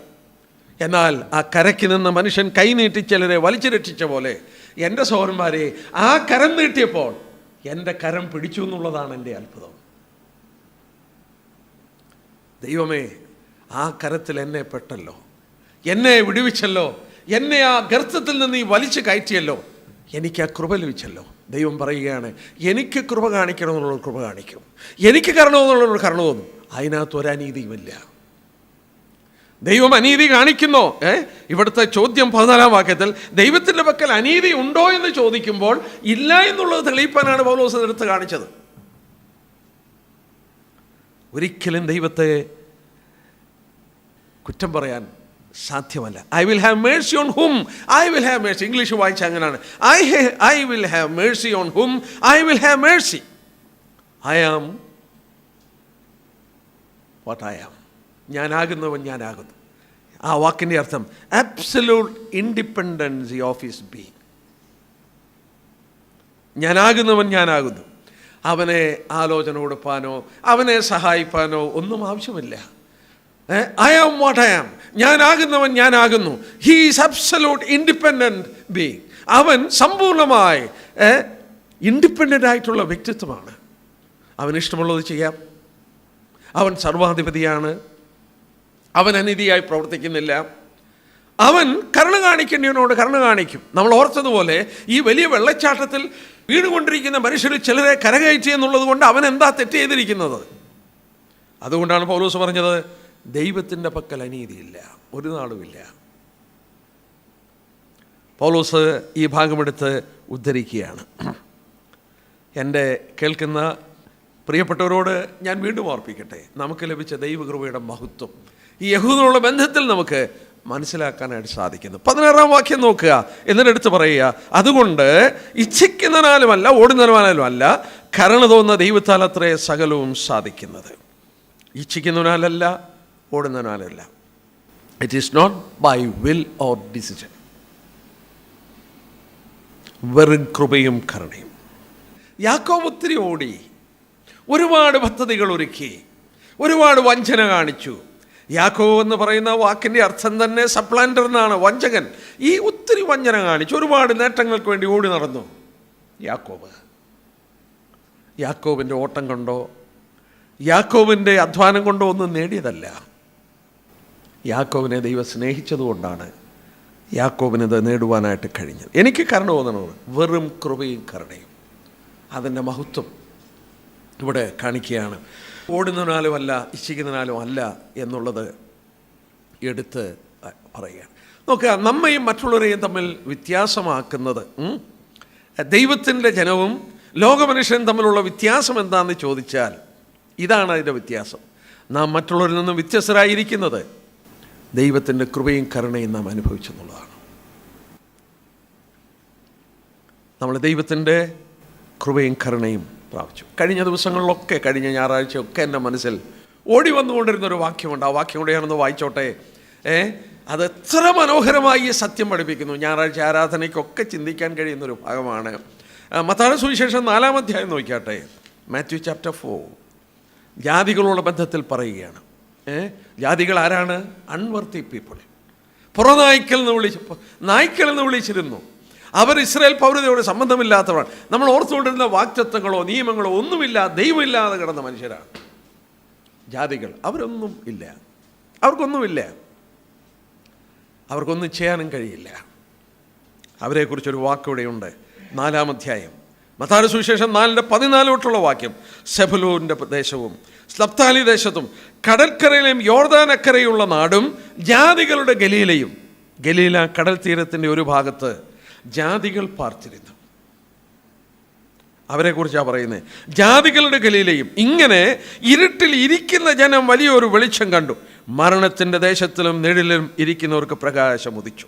സൗരീസവന്മാർ ആ വാക്യം വന്ന് നോക്കിയാട്ടെ. ഈ ജാതികളെക്കുറിച്ച് പറഞ്ഞിരിക്കുന്ന വാക്ക് നോക്കിയാട്ടെ. അവരാരാണെന്നാ പറഞ്ഞേ? ഇരുട്ടിൽ ഇരിക്കുന്ന ജനം. ഇരുട്ടിലിരിക്കുന്ന ജനം. വേറെ ഒരിടത്തൂടി ഇരിക്കുന്നുണ്ട്. എന്തുവാ? മരണത്തിൻ്റെ ദേശത്തിലും നിഴലിലും ഇരിക്കുന്നവർ. ആരായിരുന്നു നമ്മൾ? ഇരുട്ടിലിരിക്കുന്നവർ, മരണത്തിൻ്റെ ദേശത്തിരുന്നവർ, മരണത്തിൻ്റെ നിഴലിലിരുന്നവർ. മറ്റു വിധത്തിൽ പറഞ്ഞാൽ അറുക്കുവാനുള്ള ആടുകളെ പോലെ നടന്ന് നീങ്ങിയവരായിരുന്നു നമ്മൾ. ഒന്നും ചെയ്യാനൊക്കില്ല, ഇരുട്ടിലിരിക്കുന്ന ജനം. ഞാൻ പുറപ്പാട് 10:22-23 ഞാൻ എടുത്ത് വായിച്ചു നോക്കി. ഞാനിപ്പോൾ വായിക്കുന്നില്ല. അവിടെ നിങ്ങൾ ശ്രദ്ധിച്ചാൽ അറിയാം. ഈജിപ്തിൽ വന്ന പ്ലേഗിൽ ഒരു പ്ലേഗ് അവിടെ ബാധിച്ചു, ഒരു ബാധ. പുറപ്പാട് 10:22-23 വാക്യത്തിൽ വായിക്കുന്നു 3 ദിവസത്തെ കൂരിരുട്ട്. അവിടെ വായിക്കുന്നു ഇരുന്നിടത്ത് നിന്ന് ഒരുത്തനും എഴുന്നേറ്റില്ല. ഒന്നാലോചിച്ച് ചോദിക്കുക, നേരം വെളുക്കുമ്പോൾ സൂര്യൻ ഉദിക്കുന്നില്ല. 3 രാവും 3 പകലും കുത്തിരിട്ട്. അവിടെ പരിശുദ്ധാത്മാവ് എഴുതി വെച്ചു, ഇരുന്നിടത്ത് നിന്ന് ഒരുത്തനും എഴുന്നേറ്റില്ല. അതിൻ്റെ കാരണം എന്നാ? ഭയം അവരെ കടന്നു പിടിച്ചു. നമുക്കറിയാം, സൂര്യൻ ഉദിക്കാതിരുന്നാലത്തെ ഭയം ഒന്ന് ആലോചിച്ച് നോക്കി. എന്തോ ഒരു ഭയമായിരിക്കും. ഈജിപ്തിൽ അത് സംഭവിച്ചു. നമ്മളെക്കുറിച്ച്, ജാതികളെക്കുറിച്ച് പറയുന്ന വാക്ക്, ഇരുട്ടിലിരുന്ന ജനം, they were sitting in darkness. മരണത്തിലും മരണത്തിൻ്റെ നിഴലിലും മരണത്തിൻ്റെ ദേശത്തിലും അതിൻ്റെ നിഴലിലും ഇരിക്കുകയായിരുന്നു നമ്മൾ. എന്ന് പറഞ്ഞാൽ, ഇരിക്കുക എന്ന് പറഞ്ഞാൽ ഒന്നും ചെയ്യാനൊക്കത്തില്ല. സിറ്റിംഗ്. നമ്മളോട് കൃപ കാണിച്ചു, നമ്മളോട് കരുണ കാണിച്ചു. നമ്മൾ ഇന്ന് വ്യത്യസ്തരായി മാറിയതിൻ്റെ കാരണം ദൈവം നമ്മളോട് കൃപ കാണിച്ചു. എന്നാൽ അടുത്തായിട്ട് പൗലോസ് പറയുന്നത്, ഇങ്ങനെയാണെങ്കിൽ നശിച്ചു പോകുന്ന ഒരു കൂട്ടരുണ്ടല്ലോ, ദോസ് ഹു ആർ പെരിഷിംഗ്. അവരോടുള്ള ബന്ധത്തിൽ അടുത്ത ഭാഗം എടുത്ത് പറയുന്നത് 17-18 വാക്യം. 17-18 വാക്യം ഇതുവരെ രക്ഷിക്കപ്പെട്ടവരെ കുറിച്ചാണ് പറയുന്നത്, ദൈവം കരുണ കാണിച്ചവരെ കുറിച്ച്. എന്നാൽ ഈ കരുണയോട് പ്രതികരിക്കാതെ നാശത്തിലേക്ക് പോകുന്നവരെ കുറിച്ച് 17-18 വാക്യത്തിൽ വായിക്കുന്നു. ഇതിനായിട്ടല്ലോ നിന്നെ നിർത്തിയിരിക്കുന്നത്, നിന്നിൽ എൻ്റെ ശക്തി കാണിക്കേണ്ടതിനും എൻ്റെ നാമം സർവ്വഭൂമിയിലും പ്രസ്താവിക്കേണ്ടതിനെന്ന് എഴുതി തിരുവെഴുത്തിൽ ഫറവോനോട് അരുളി ചെയ്തു. അങ്ങനെ തനിക്ക് മനസ്സുള്ളവനോട് അവന് കരുണ വന്നു, തനിക്ക് മനസ്സുള്ളവരെ അവൻ കഠിനനാക്കുന്നു. ചിലരെ കഠിനപ്പെടുത്തുന്നു, ചിലരോട് കരുണ കാണിക്കുന്നു. ഈ നശിച്ചു പോകുന്നവരോടുള്ള ബന്ധത്തിൽ those who are in response to those who are perishing, നശിച്ചു എന്നുള്ള ബന്ധത്തിൽ 17-18 വാക്യം എടുത്ത് പറയുക. അത് നമുക്ക് മനസ്സിലാക്കി തരാനായിട്ട് ഇവിടെ എടുത്തത് ഫറവോൻ്റെ ചരിത്രമാണ്. ഫറവോൻ്റെ ചരിത്രം. ഫറവോൻ്റെ ചരിത്രത്തിൽ 17-ാം വാക്യം പറയുന്നത് എന്താ? ഇതിനായിട്ടല്ലോ നിന്നെ ഞാൻ നിർത്തിയിരിക്കുന്നത്, നിന്നിൽ എൻ്റെ ശക്തി കാണിക്കണം, എൻ്റെ നാമം സർവ്വഭൂമിയിലും പ്രസ്താവിക്കണം. ഫറവോനോട് പറയുക, ഇതിനാണ് നിന്നെ നിർത്തിയേക്കുന്നത്. There is a purpose, there is a purpose. ഇത് പുറപ്പാട് 9:16 കോട്ട് ചെയ്തിരിക്കുക. പുറപ്പാട് 9-ാം അധ്യായത്തിൻ്റെ 16-ാം വാക്യം കോട്ട് ചെയ്തിരിക്കുക. പുറപ്പാട് 9-ാം അധ്യായം അതിൻ്റെ 16-ാമത്തെ വാക്യം നോക്കിക്കാട്ടെ. 16-ാമത്തെ വാക്യം, എങ്കിലും എൻ്റെ ശക്തി നിന്നെ കാണിക്കേണ്ടതിനും എൻ്റെ നാമം സർവ്വഭൂമിയിലും പ്രസ്താവിക്കേണ്ടതിനും ഞാൻ നിന്നെ നിർത്തിയിരിക്കുന്നു. ഫറവോനോട് ദൈവം പറയുന്ന വാക്കാണ്. എന്നെ കേൾക്കുന്ന പ്രിയപ്പെട്ടവരോട് ഒന്ന് പറഞ്ഞുകൊള്ളട്ടെ. അതിൻ്റെ 9-14 വാക്യം കൂടെ നോക്കിക്കാട്ടെ.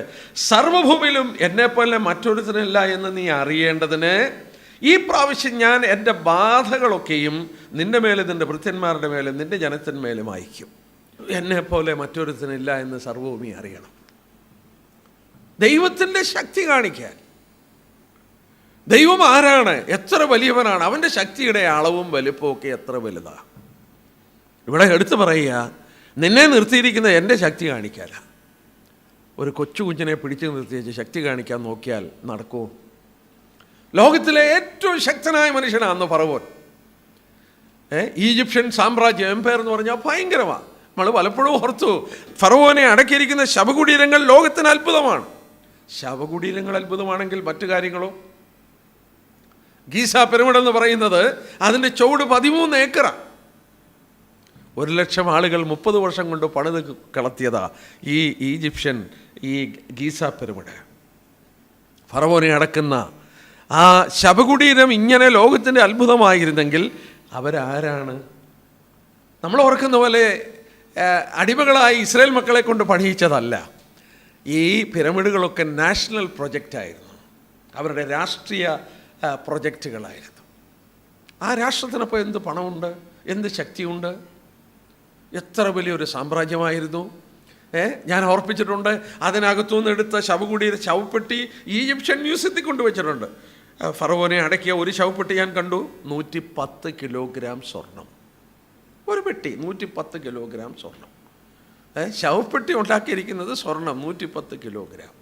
ആ സാമ്രാജ്യത്തിൻ്റെ വലിപ്പം ഓർക്കുക. അതിൻ്റെ ഭരണകർത്താവാണ് ഫറവോൻ.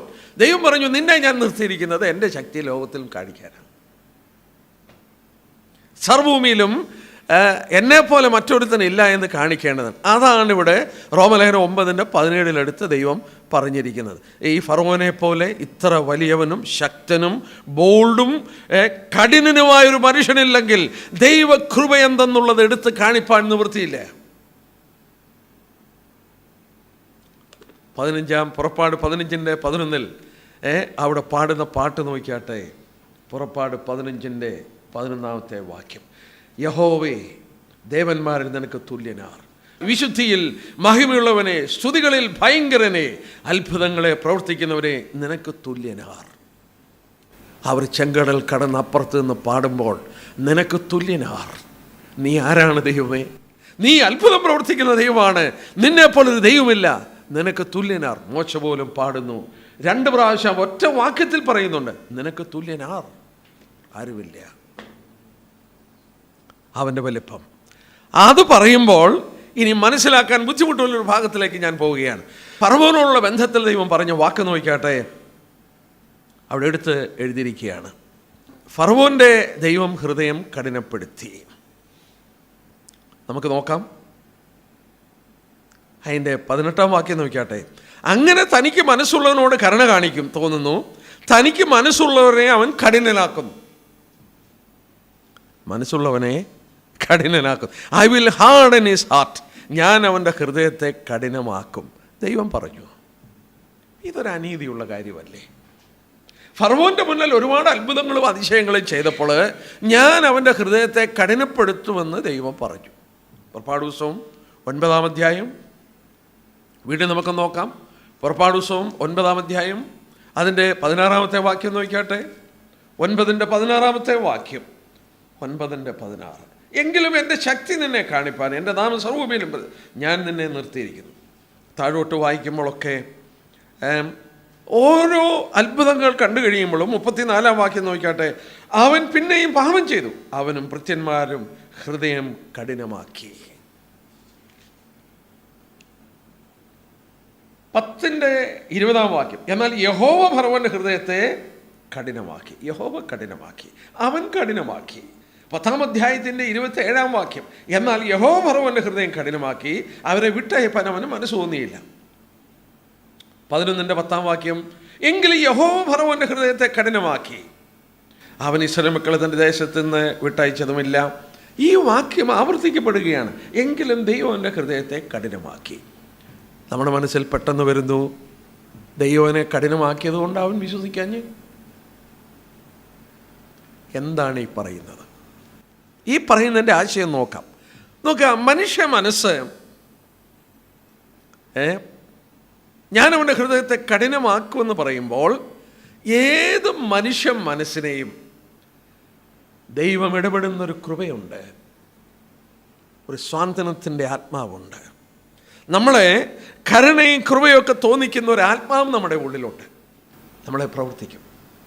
ഒരു കഷ്ടം അനുഭവിക്കുന്നവനെ കാണുമ്പോൾ അവനോടൊരു ദയ തോന്നുക, കഷ്ടപ്പെടുന്നവനെ കാണുമ്പോൾ ഒരു അനുകമ്പ തോന്നുക, അതൊക്കെ മനുഷ്യ മനസ്സിൽ ഉണ്ട്. എന്നാൽ ദൈവം അങ്ങനെ ഉള്ള ഒരു ആത്മാവുണ്ടല്ലോ, ആ സ്പിരിറ്റ്, അതിനെ അങ്ങ് വിഡ്രോ ചെയ്യുകയാണെന്ന് വിചാരിക്കുക.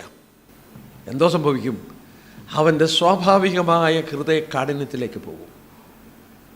ഫറവോന് സംഭവിച്ചതാ.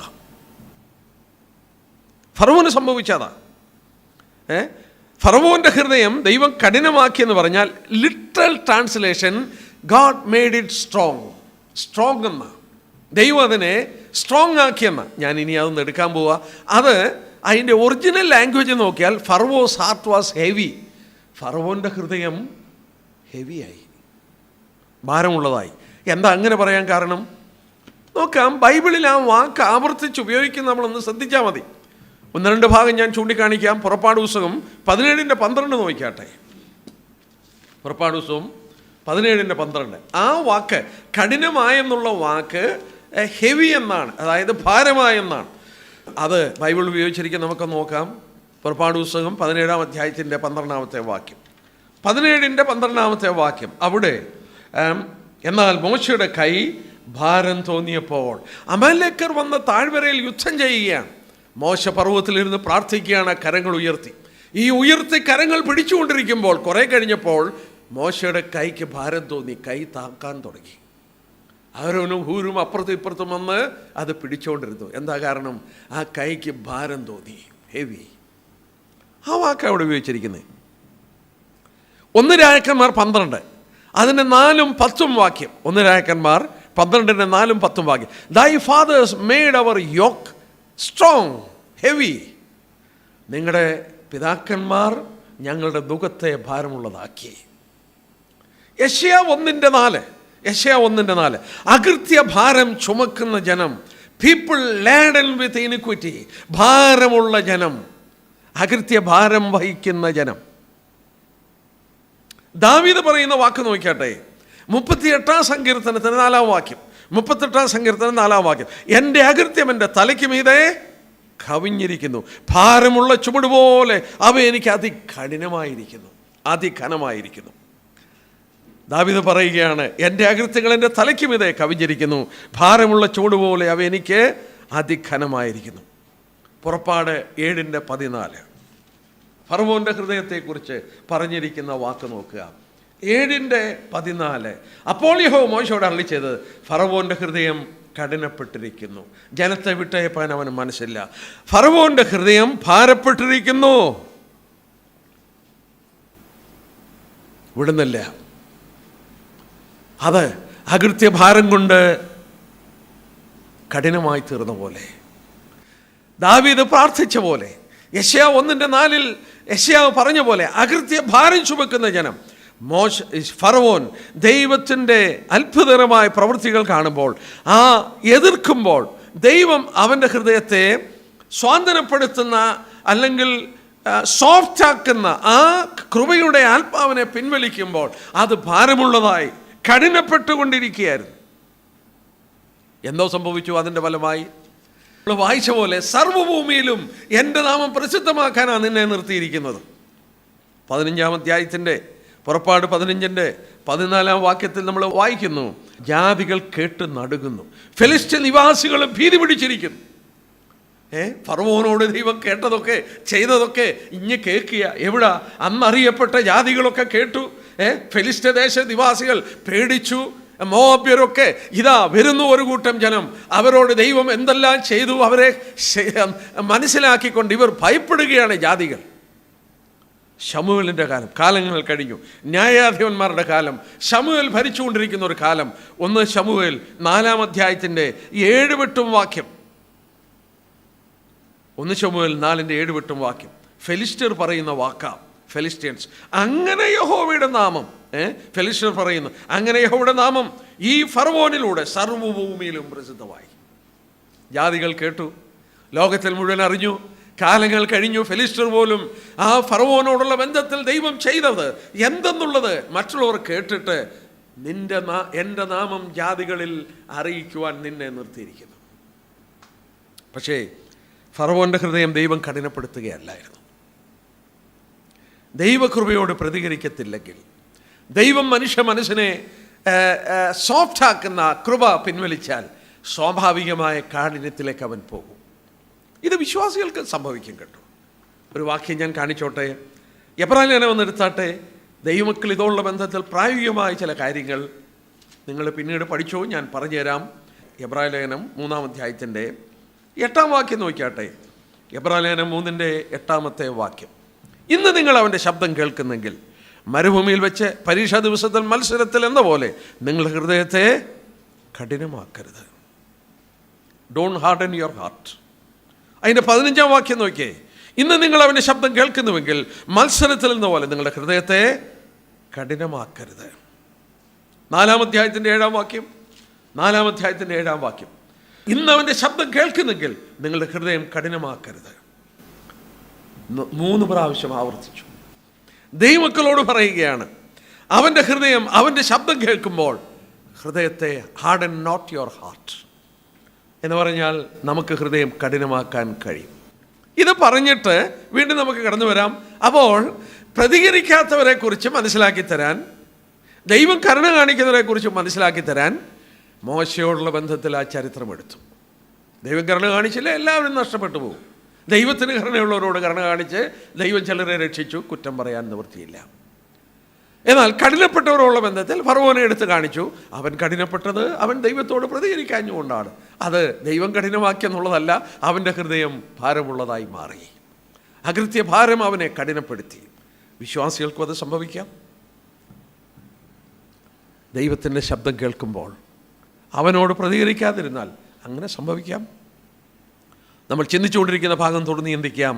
അതിൻ്റെ 19 തൊട്ടുള്ള വാക്യം വായിക്കാം. റോമലേഖനം 9:19 തൊട്ട് 21 വരെയുള്ള വാക്യം, 19 തൊട്ട് 21 വരെ. ആകയാൽ അവൻ പിന്നെ കുറ്റം പറയുന്നത് എന്ത്? ആരവൻ്റെ ഇഷ്ടത്തോട് എതിർത്ത് നിൽക്കുമെന്ന് നീ എന്നോട് ചോദിക്കും. അയ്യോ മനുഷ്യ, ദൈവത്തോട് പ്രത്യുത്തരം പറയുവാൻ നീ ആർ? മനഞ്ഞിരിക്കുന്നത് മനഞ്ഞവനോട് നീ എന്നെ ഇങ്ങനെ ചമച്ചത് എന്തെന്ന് ചോദിക്കുമോ? അല്ല, കുശവൻ അതേ പിണ്ടത്തിൽ നിന്ന് ഒരു പാത്രം മാനത്തിനും മറ്റൊരു പാത്രം അപമാനത്തിനും ഉണ്ടാക്കുവാൻ മണ്ണിന്മേൽ അധികാരമില്ലയോ? ഇവിടെ കുറ്റം പറയുന്നത് എന്തിനാണെന്ന് ചോദിക്കുകയാണ്. ഇവിടെ പറയുന്ന വാക്കെന്താണ്? ദൈവത്തിൻ്റെ എഫക്ച്വൽ ഗ്രേസ് ചിലർക്ക് കൊടുക്കുന്നു, ചിലരെ ദൈവം കഠിനപ്പെടുത്തുന്നു. പൗലോസ് 20-ാം വാക്യത്തിൽ ചോദിക്കുക, അയ്യോ മനുഷ്യ, ദൈവത്തോട് നീ പ്രത്യുത്തരം പറയുന്നത് എന്തിനാണ്? എന്താ കാരണം? നീ പറയുന്നത് മനുഷ്യരീതിയിലാണ്. നിനക്ക് പറയാൻ അധികാരമില്ല, നിനക്ക് പറയുവാൻ ശക്തിയില്ല. ദൈവം ദൈവമാണ്. 20-ാം വാക്യം, അയ്യോ മനുഷ്യ, ദൈവത്തോട് പ്രത്യുത്തരം പറയുന്ന നീയാർ എന്ന് പറഞ്ഞാൽ ഇതുവരെ ചിന്തിച്ചുകൊണ്ടിരുന്ന വാക്കുകൾ പൗലോസ് നമ്മുടെ മുന്നിൽ അവതരിപ്പിച്ചത് അനേക ചോദ്യങ്ങൾ മനസ്സിൽ അങ്കുരിപ്പിക്കുന്നതാണ്. എന്ന് പറഞ്ഞാൽ ദൈവം എഫക്ച്വൽ ഗ്രേസ് കാണിച്ചവർ രക്ഷിക്കപ്പെട്ടു, ദൈവം ചിലരെ കഠിനപ്പെടുത്തി അവർ മുന്നോട്ട് വന്നില്ല.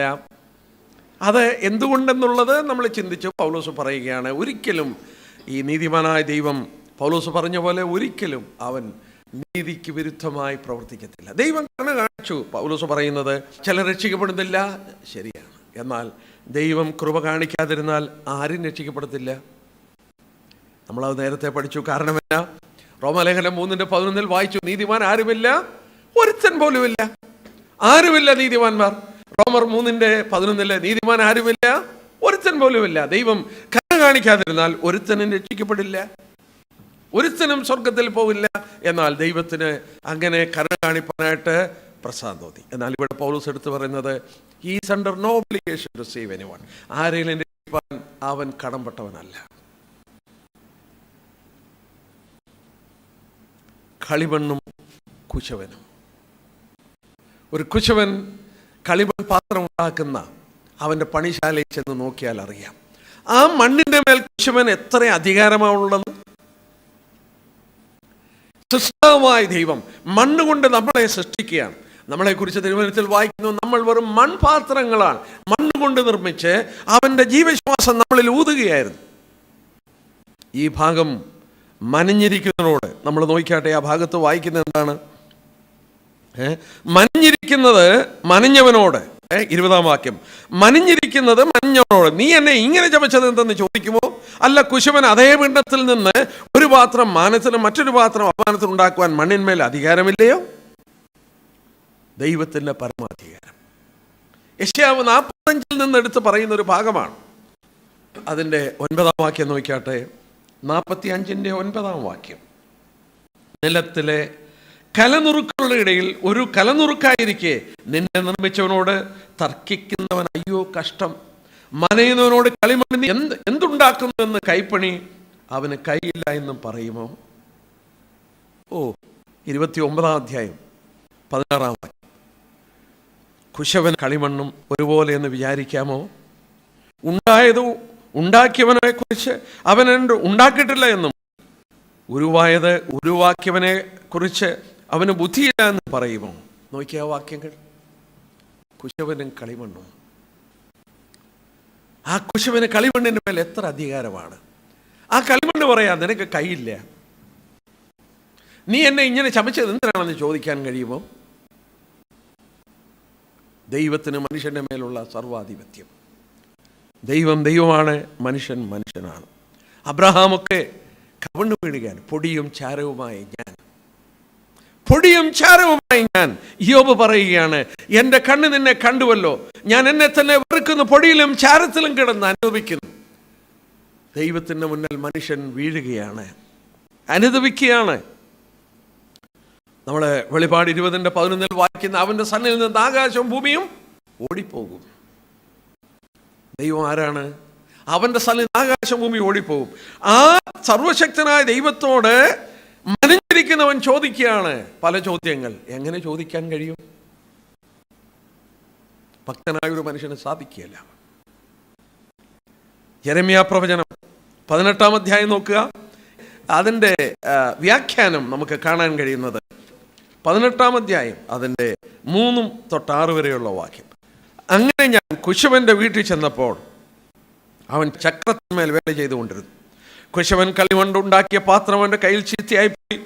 എന്നാൽ കുശവൻ അവനെ തനിക്ക് തോന്നിയതുപോലെ മറ്റൊരു പാത്രമാക്കി തീർത്തു. അപ്പോൾ യഹോവയുടെ അരുളപ്പാട് എനിക്കുണ്ടായിരുന്നത്, ഇസ്രായേൽ ഗൃഹമേ, ഈ കുശവൻ ചെയ്ത പോലെ എനിക്ക് നിങ്ങളോട് ചെയ്യുവാൻ കഴിയുകയില്ലയോ എന്ന് യഹോവയുടെ അരുളപ്പാട്. ഇസ്രായേൽ ഗൃഹമേ, കളിമണ്ണ് കുശവൻ്റെ കയ്യിൽ ഇരിക്കുന്നത് പോലെ നിങ്ങൾ എൻ്റെ കയ്യിൽ ഇരിക്കുന്നു. കുശവൻ്റെ കയ്യിലെ കളിമണ്ണ് പോലെയാണ് നാം. അവൻ ദൈവമാണ്, നാം വെറും കളിമണ്ണുകളാണ്. ലോകം, ഒരു വാക്യം ഞാൻ ഒന്ന് വായിച്ചോട്ടെ, നമുക്ക് പരിചയമുള്ളതാണ്. യെശയ്യാവ് 40. ഈ ലോകത്തെ മുഴുവൻ രാഷ്ട്രങ്ങളെ പറയുന്ന വാക്കൊന്ന് വയ്ക്കട്ടെ. യെശയ്യാ പ്രവചനം 40-ന്റെ 15-ാമത്തെ വാക്യം. ഐസിയ 40:15. ഇതാ ജാതികൾ, ജാതികൾ എന്ന് പറഞ്ഞാൽ രാഷ്ട്രം, നേഷൻസ്. ഇതാ ജാതികൾ തുലാക്കട്ടയിലെ ഒരു തുള്ളി പോലെയും തുലാശിലെ ഒരു പൊടി പോലെയും ഇരിക്കുന്നു. ഇതാ അവൻ ദ്വീപുകളെ ഒരു മണൽത്തിരി പോലെ എടുത്ത് പൊക്കുന്നു. സഹോദരന്മാരെ, ഒരു രാഷ്ട്രം ദൈവത്തിൻ്റെ മുന്നിൽ തൂക്കുന്ന ത്രാശിലെ തുള്ളി പോലെയും തുലാശിലെ ഒരു പൊടി പോലെയും. ഒരു രാഷ്ട്രം തുലാശിലെ ഒരു പൊടി പോലെയാണെങ്കിൽ മനുഷ്യന് അതിനകത്ത് എന്തുണ്ട്? ഇന്ത്യ മഹാരാജ്യം തുലാശിലെ പൊടി പോലെ ദൈവത്തിൻ്റെ മുന്നിലാണെങ്കിൽ അതിനകത്തിരിക്കുന്ന ഒരു മനുഷ്യൻ എത്രയുണ്ട്? അവൻ ഈ ദൈവത്തോട് എന്ത് ചോദിക്കാന്? അബ്രഹാം പറഞ്ഞ പോലെ, യോബ് പറഞ്ഞ പോലെ, പൊടിയും ചാരവുമായി ഞാൻ എന്നെ തന്നെ വെറുത്ത് നിന്റെ സന്നിൽ ഇരിക്കുകയാണ്, വിനയപ്പെടുകയാണ്. മനുഷ്യനെ ആ വലിയ ദൈവത്തിൻ്റെ മുന്നിൽ നമ്മൾ ഓർക്കണം, അവന് ഇഷ്ടമുള്ളത് അവൻ പ്രവർത്തിക്കുന്നു. എന്നാൽ അവൻ ലോകത്തിൽ നീതിയോടും ന്യായത്തോടും മാത്രമേ ഇടപെടുകയുള്ളൂ. നീതിയോടും ന്യായത്തോടും മാത്രം. നമുക്ക് നോക്കാം. ഇനിയും അതിൻ്റെ 22-ാമത്തെ വാക്യം നോക്കിയാട്ടെ. 22-ാം വാക്യം ഈ പഠിച്ചുകൊണ്ടിരുന്ന ഭാഗത്തിൻ്റെ ആപ്ലിക്കേഷനാണ് ഇനി കാണുന്നത്. 22 തൊട്ട് 24 വരെയുള്ള വാക്യം.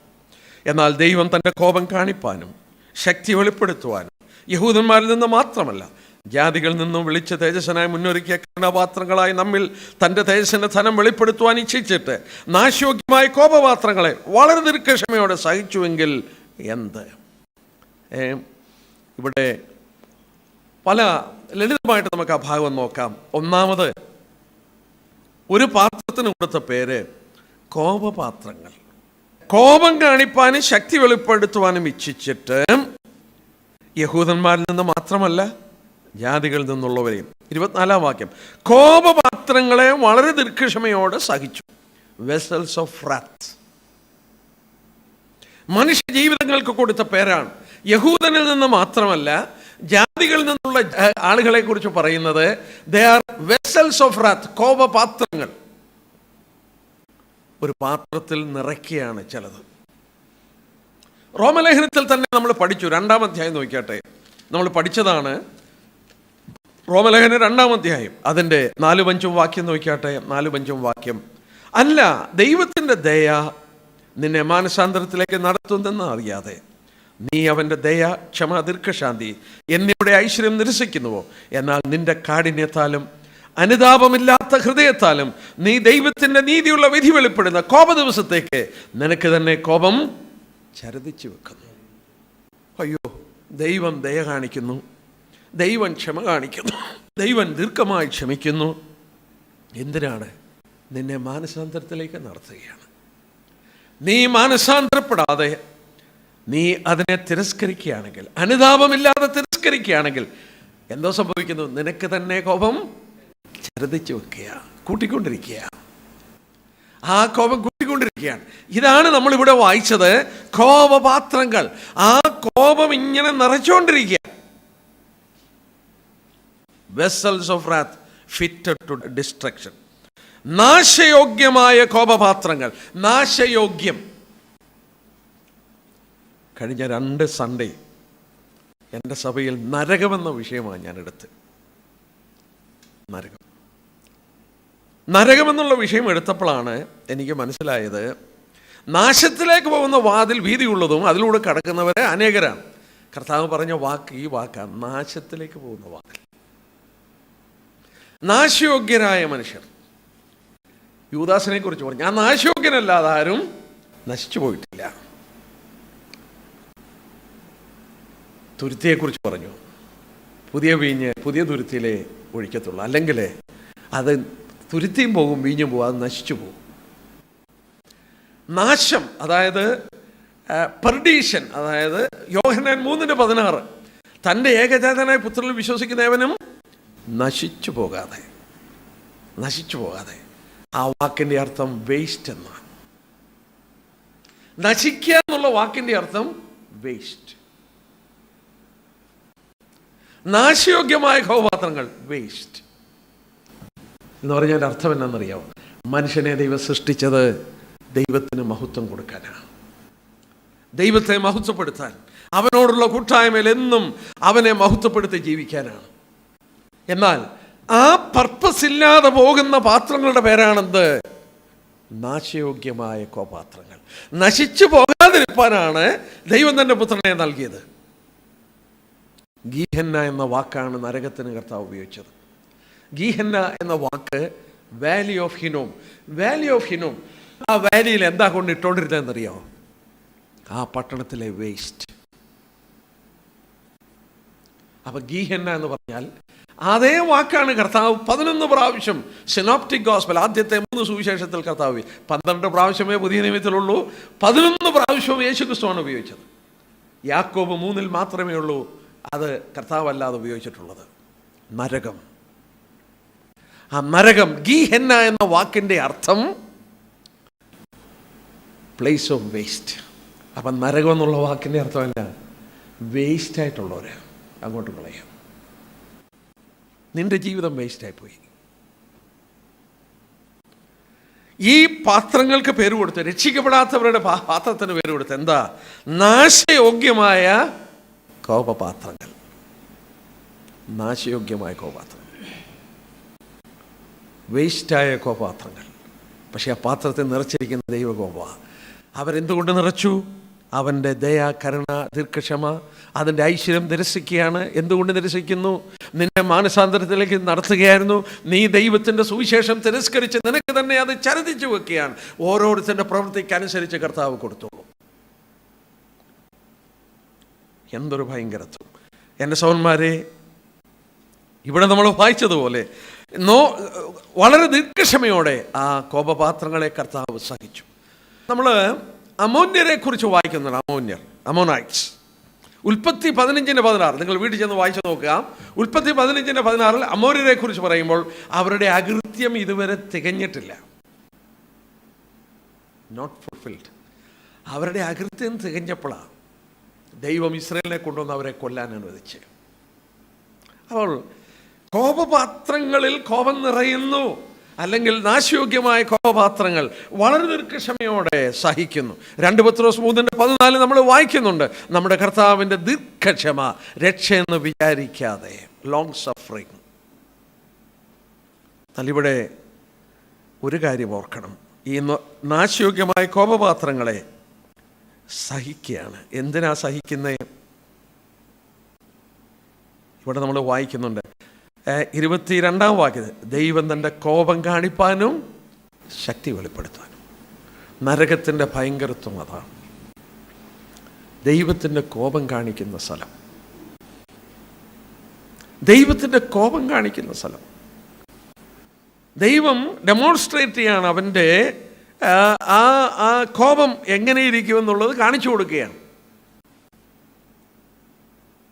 ശക്തി വെളിപ്പെടുത്തുകയാണ്. 2 തെസ്സലോനിക്കർ 1-ാം അധ്യായം, ആ വാക്യം കൂടി ഇതോട് ചേർത്തൊന്ന് വായിച്ചോട്ടെ. 2 തെസ്സലോനിക്കർ 1-ാം അധ്യായത്തിൻ്റെ വളരെ പരിചയമുള്ള ഭാഗമാണ്, എന്നാൽ ഒന്ന് വായിച്ചോട്ടെ. അതിൻ്റെ 6 തൊട്ടുള്ള വാക്യം സുവിശേഷം അനുസരിക്കാത്തവരും സുവിശേഷം അനുസരിച്ചവരെയും കുറിച്ച് പറയുകയാണ്. 6-ാം വാക്യം തൊട്ട്, കർത്താവായ യേശു തൻ്റെ ശക്തിയുള്ള ദൂതന്മാരുമായി സ്വർഗത്തിൽ നിന്ന് അഗ്നിജ്വാലയിൽ പ്രത്യക്ഷനായി ദൈവത്തെ അറിയാത്തവർക്കും നമ്മുടെ കർത്താവായ യേശു ക്രിസ്തുവിന്റെ സുവിശേഷം അനുസരിക്കാത്തവർക്ക് പ്രതികാരം കൊടുക്കുമ്പോൾ നിങ്ങളെ പീഡിപ്പിച്ചവർക്ക് പീഡയും പീഡ അനുഭവിച്ച നിങ്ങൾക്ക് ഞങ്ങളോടുകൂടെ ആശ്വാസവും പകരം നൽകുന്നത് ദൈവസന്നിധിയിൽ നീതിയല്ലോ. ആ നാളിൽ അവൻ തൻ്റെ വിശുദ്ധന്മാരിൽ മഹത്വപ്പെടേണ്ടതിനും ഞങ്ങളുടെ സാക്ഷ്യം നിങ്ങൾ വിശ്വസിച്ചതുപോലെ വിശ്വസിച്ച എല്ലാവരിലും താൻ അതിശയ വിഷയമാകേണ്ടതിന് വരുമ്പോൾ സുവിശേഷം അനുസരിക്കാത്തവർ കർത്താവിൻ്റെ സന്നിധാനവും അവൻ്റെ വല്ലഭത്വത്തോടുകൂടിയ മഹത്വവും വിട്ടകന്ന് നിത്യനാശം എന്ന ശിക്ഷാവിധി അനുഭവിക്കും. അവിടെയും വായിക്കുന്നു നിത്യനാശം എന്ന ശിക്ഷാവിധി. ആ ശിക്ഷാവിധിയെക്കുറിച്ച് പറയുന്നുണ്ട്.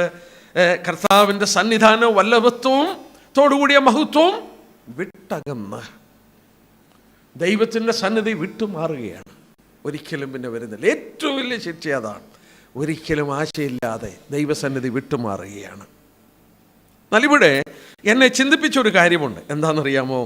തേജസ്സിനായി മുന്നൊരുക്കിയ കരുണാപാത്രങ്ങൾ എന്ന് വായിക്കുന്നു. അന്ന് നോക്കിയേ, 2 പാത്രങ്ങളെക്കുറിച്ച് അവിടെ പറഞ്ഞു. 2 പാത്രങ്ങളെക്കുറിച്ച് പറഞ്ഞു. ഒന്ന് കോപപാത്രങ്ങൾ, മറ്റേത് കരുണാപാത്രങ്ങൾ. എന്നാൽ സഹോദരന്മാർ ഒരു കാര്യം നോക്കിയാട്ടെ, കരുണാപാത്രങ്ങൾ, തേജസ്സിനായി കരുണാപാത്രങ്ങളെ മുന്നൊരുക്കിയതാണ്. ശ്രദ്ധിച്ചോത്, കരുണാപാത്രങ്ങളെ മുന്നൊരുക്കി. എന്നാൽ കോപപാത്രങ്ങളെ മുന്നൊരുക്കിയെന്ന് അവിടെ എഴുതിയിട്ടില്ല. കോപപാത്രങ്ങളെ ദൈവം മുന്നൊരുക്കിയതാണെന്ന് എഴുതിയിട്ടില്ല. എന്നാൽ കരുണാപാത്രങ്ങളെ ദൈവം മുന്നൊരുക്കിയതാണ്. തേജസ്സിനായി മുന്നൊരുക്കിയ കരുണാപാത്രങ്ങൾ, അവരിൽ തൻ്റെ തേജസ്സിൻ്റെ ധനം വെളിപ്പെടുത്തുകയാണ്. നമുക്കൊരു വാക്യം വായിച്ചു നോക്കാം. എഫേസ്യരുടെ 2-ാം അധ്യായത്തിൻ്റെ 6-7 വാക്യം. എഫേഷ്യൻസ് 2 അതിൻ്റെ 6-7 വാക്യം ഇങ്ങനെയാണ് വായിക്കുന്നത്. ക്രിസ്തുയേശുവിൽ നമ്മെക്കുറിച്ചുള്ള വാത്സല്യത്തിൽ തൻ്റെ കൃപയുടെ അത്യന്ത ധനത്തെ വരുംകാലങ്ങളിൽ കാണിക്കേണ്ടതിന് ക്രിസ്തുയേശുവിൽ അവനോടുകൂടെ ഉയർത്തെഴുന്നേൽപ്പിച്ച സ്വർഗത്തിലിരുത്തി. എന്തിനാ സ്വർഗത്തിൽ ഇരുത്തിയേക്കുന്നേ? നമ്മെക്കുറിച്ചുള്ള വാത്സല്യത്തിൽ തൻ്റെ കൃപയുടെ അത്യന്ത ധനം വരുന്ന കാലങ്ങളിൽ കാണിപ്പാൻ. അവൻ്റെ കൃപയുടെ അത്യന്ത ധനം, exceeding greatness of his grace. ദൈവകൃപയുടെ വലിപ്പം എന്ത് എന്നുള്ളത് കാണിക്കാൻ പോകുന്നത് ഈ കരുണാപാത്രങ്ങളിലാണ്. ദൈവം അത് പ്രകടമാക്കും. ഞാനിങ്ങനെ പറയാറുണ്ട്, ഒരു ആർട്ടിസ്റ്റ് അദ്ദേഹത്തിന് നിറമുണ്ട്, ബ്രഷുണ്ട്, അദ്ദേഹത്തിൻ്റെ മനസ്സിൽ നല്ല കാവ്യ മനോഭാവം വന്നിരിക്കുകയാണ്. നല്ല ഒരു ചിത്രം വരയ്ക്കാൻ അദ്ദേഹത്തിന് ആകെ വേണ്ടിയത് ഒരു ക്യാൻവാസ് കഷണം. നമ്മളാരാ? ഈ ക്യാൻവാസ് കഷണം, ദൈവകൃപയുടെ വലിപ്പം കാണിക്കുന്ന ക്യാൻവാസ് കഷണം. അവൻ്റെ കൃപയുടെ അത്യന്ത ധനം വരുന്ന കാലങ്ങളിൽ ലോകത്തെ മുഴുവൻ കാണിക്കുവാൻ. എൻ്റെ ഗ്രേസ് എന്ന് പറഞ്ഞാൽ ഇതാണ്. ദൂതന്മാർക്കും വീണുപോയവർക്കും വരുന്ന യുഗങ്ങളിലും എൻ്റെ കൃപയുടെ വലിപ്പം ഇതാണ് എന്ന് കാണിച്ചു കൊടുക്കാൻ നമ്മളിൽ അത് പ്രകടമാക്കും. എന്നാൽ മറുഭാഗത്ത് ദൈവകോപം എന്ത്?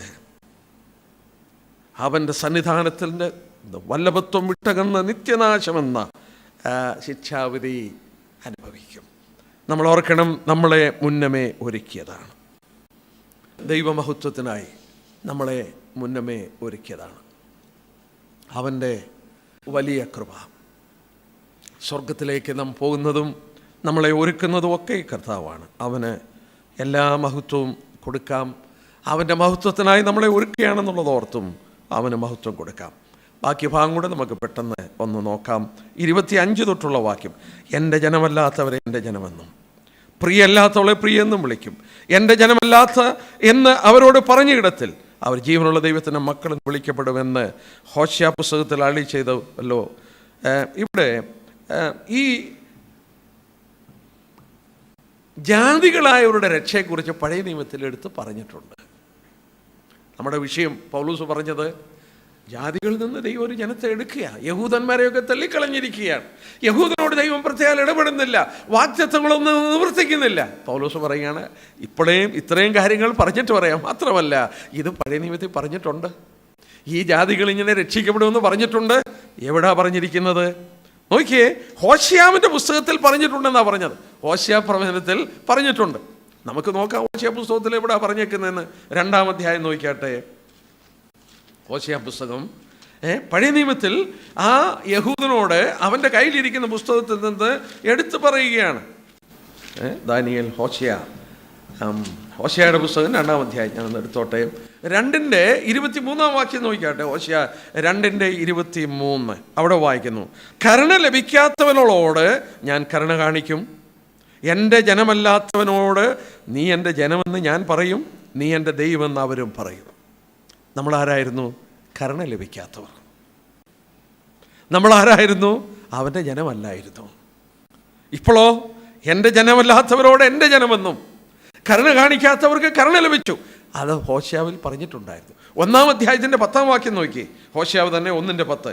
എങ്കിലും ഇസ്രായേൽ മക്കളുടെ സംഖ്യ അളക്കുവാനും എണ്ണുവാനും കഴിയാത്ത കടൽക്കരയിലെ പൂഴി പോലെ ഇരിക്കും. നിങ്ങൾ എൻ്റെ ജനമല്ല എന്ന് അവരോട് അരുളി ചെയ്തിരുന്നതിന് പകരം നിങ്ങൾ ജീവനുള്ള ദൈവത്തിൻ്റെ മക്കളെന്ന് അവരോട് പറയും. തീർന്നില്ല. എൻ്റെ ജനമല്ലാത്തവരോട്, എൻ്റെ പ്രിയല്ലാത്തവളോട് പ്രിയ. നമ്മളിന്ന് ആരാ? അവൻ്റെ പ്രിയായി മാറി. അവൻ്റെ പ്രിയ, അവൻ്റെ കാന്തയായ മണവാട്ടി, വിവാഹ നിശ്ചയം ചെയ്ത മണവാട്ടി, അവൻ്റെ പ്രിയ എന്നുള്ള പേര് നമുക്ക് ലഭിച്ചു. തെരഞ്ഞെടുക്കപ്പെട്ടൊരു ജാതീയ രാജകീയ പുരോഹിത വർഗം. 1 പത്രോസ് 2:9-10 വാക്യത്തിൽ വായിച്ച പോലെ അവിടെ വായിക്കുന്നുണ്ട്. പത്രോസ് രേഖപ്പെടുത്തി 1 പത്രോസ് 2:9-10 വാക്യം, മുമ്പേ നിങ്ങൾ ജനമല്ലാത്തവർ, ഇപ്പോഴോ ദൈവത്തിൻ്റെ ജനം, കരുണ ലഭിക്കാത്തവർ, ഇപ്പോഴോ കരുണ ലഭിച്ചവർ. കരുണ ലഭിക്കാത്തവർക്ക് കരുണ ലഭിച്ചു. ജനമല്ലാത്തവർ അവൻ്റെ ജനമായി മാറി. ജാതികളായി നമ്മളെക്കുറിച്ച് പറയുകയാണ്. നമുക്ക് ലഭിച്ച ആ അനുഗ്രഹങ്ങളെക്കുറിച്ച് പറയുകയാണ്. യെശയ്യാവും അത് പറഞ്ഞിട്ടുണ്ട്. യെശയ്യാ പ്രവചനം 10-ാം അധ്യായം നോക്കിയാട്ടെ. യെശയ്യാവ് 10 അതിൻ്റെ 21 തൊട്ടുള്ള വാക്യം. യെശയ്യാ പ്രവചനം 10-ാം അധ്യായം അതിൻ്റെ 21 തൊട്ട് 23 വരെയുള്ള വാക്യം. ഒരു ശേഷിപ്പ് മടങ്ങി വരും. ഷെയീർ യശൂബ്, യാക്കോബിൻ്റെ ശേഷിപ്പ് വീരനാം ദൈവത്തിങ്കിലേക്ക് മടങ്ങി വരും. ഇസ്രായേലേ, നിന്റെ ജനം കടൽക്കരയിലെ മണൽ പോലെ ആയിരുന്നാലും അതിലൊരു ശേഷിപ്പ് അത്രയേ മടങ്ങി വരും. നീതിയെ പ്രവഹിക്കാത്തൊരു സംഹാരം നിർണയിക്കപ്പെട്ടിരിക്കുന്നു. എങ്ങനെയെന്നാൽ സൈന്യങ്ങളുടെ ദൈവത്തിൻ്റെ കർത്താവ് സർവ്വഭൂമിയിലും മധ്യേ നിർണയിക്കപ്പെട്ട സംഹാരം വരുത്തും. ഇവിടെ അത് 27-ാം വാക്യം നോക്കിയാട്ടെ. 9:27. യെശയ്യാവോ 9:27 റോമലേഖനം അത് ഈ വാക്യം എടുത്തു കൊണ്ടേയിരിക്കുന്നത്. ഇസ്രായേൽ മക്കളുടെ എണ്ണം കടൽക്കരയിലെ മണൽ പോലെ ആയിരുന്നാലും ശേഷിപ്പത്രേ രക്ഷിക്കപ്പെടുകയുള്ളൂ. കർത്താവ് ഭൂമിയിൽ തൻ്റെ വചനം നിവർത്തിച്ച് ക്ഷണത്തിൽ തീർക്കും എന്ന് പറയുന്നു. നമുക്കറിയാം, ഇസ്രായേൽ മക്കള് നമ്മൾ നേരത്തെ വളരെ വ്യക്തമായി പഠിച്ചിട്ടുണ്ട്. ഇസ്രായേൽ മക്കളെ എത്ര വലുതാണെങ്കിലും 1/3 രക്ഷിക്കപ്പെടുകയുള്ളൂ.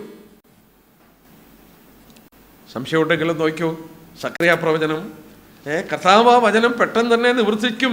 സക്കറിയാ പ്രവചനം യഹൂദന്മാരിൽ 1/3 കർത്താവിനെ അറിയാനായിട്ട് പോകുന്നുള്ളൂ. സക്കറിയാ പ്രവചനം 13-ാം അധ്യായം. സക്കറിയാ പ്രവചനം 13-ാം അധ്യായം.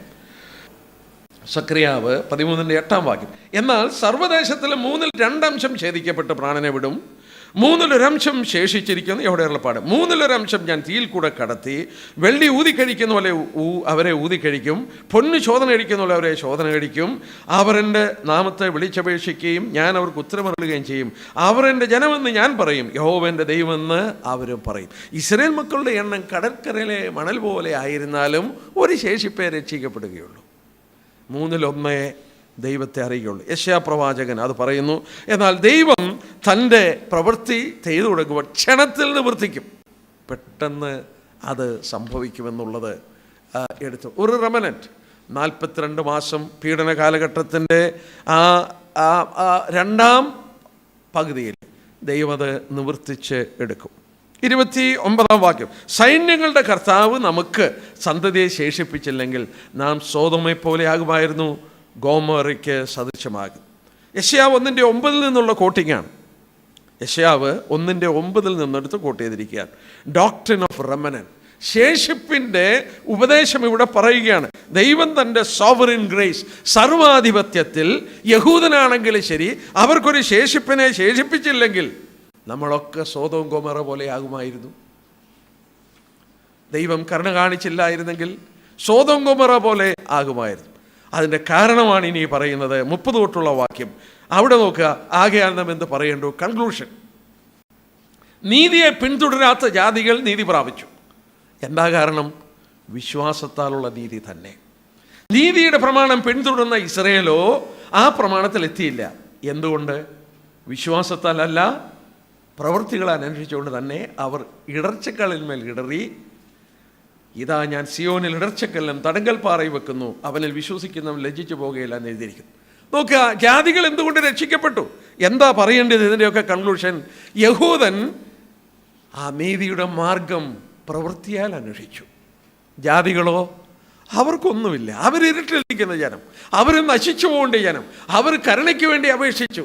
ആ യേശുക്രിസ്തുവിൽ അവരെ വിശ്വസിച്ചു. യഹൂദൻ ആ നിഴല് മാത്രം പിടിച്ചുകൊണ്ടിരുന്നു. അങ്ങനെ പിടിച്ചുകൊണ്ടിരുന്നപ്പോൾ എന്തോ സംഭവിച്ചു? ഒരിടർച്ചക്കല്ല്,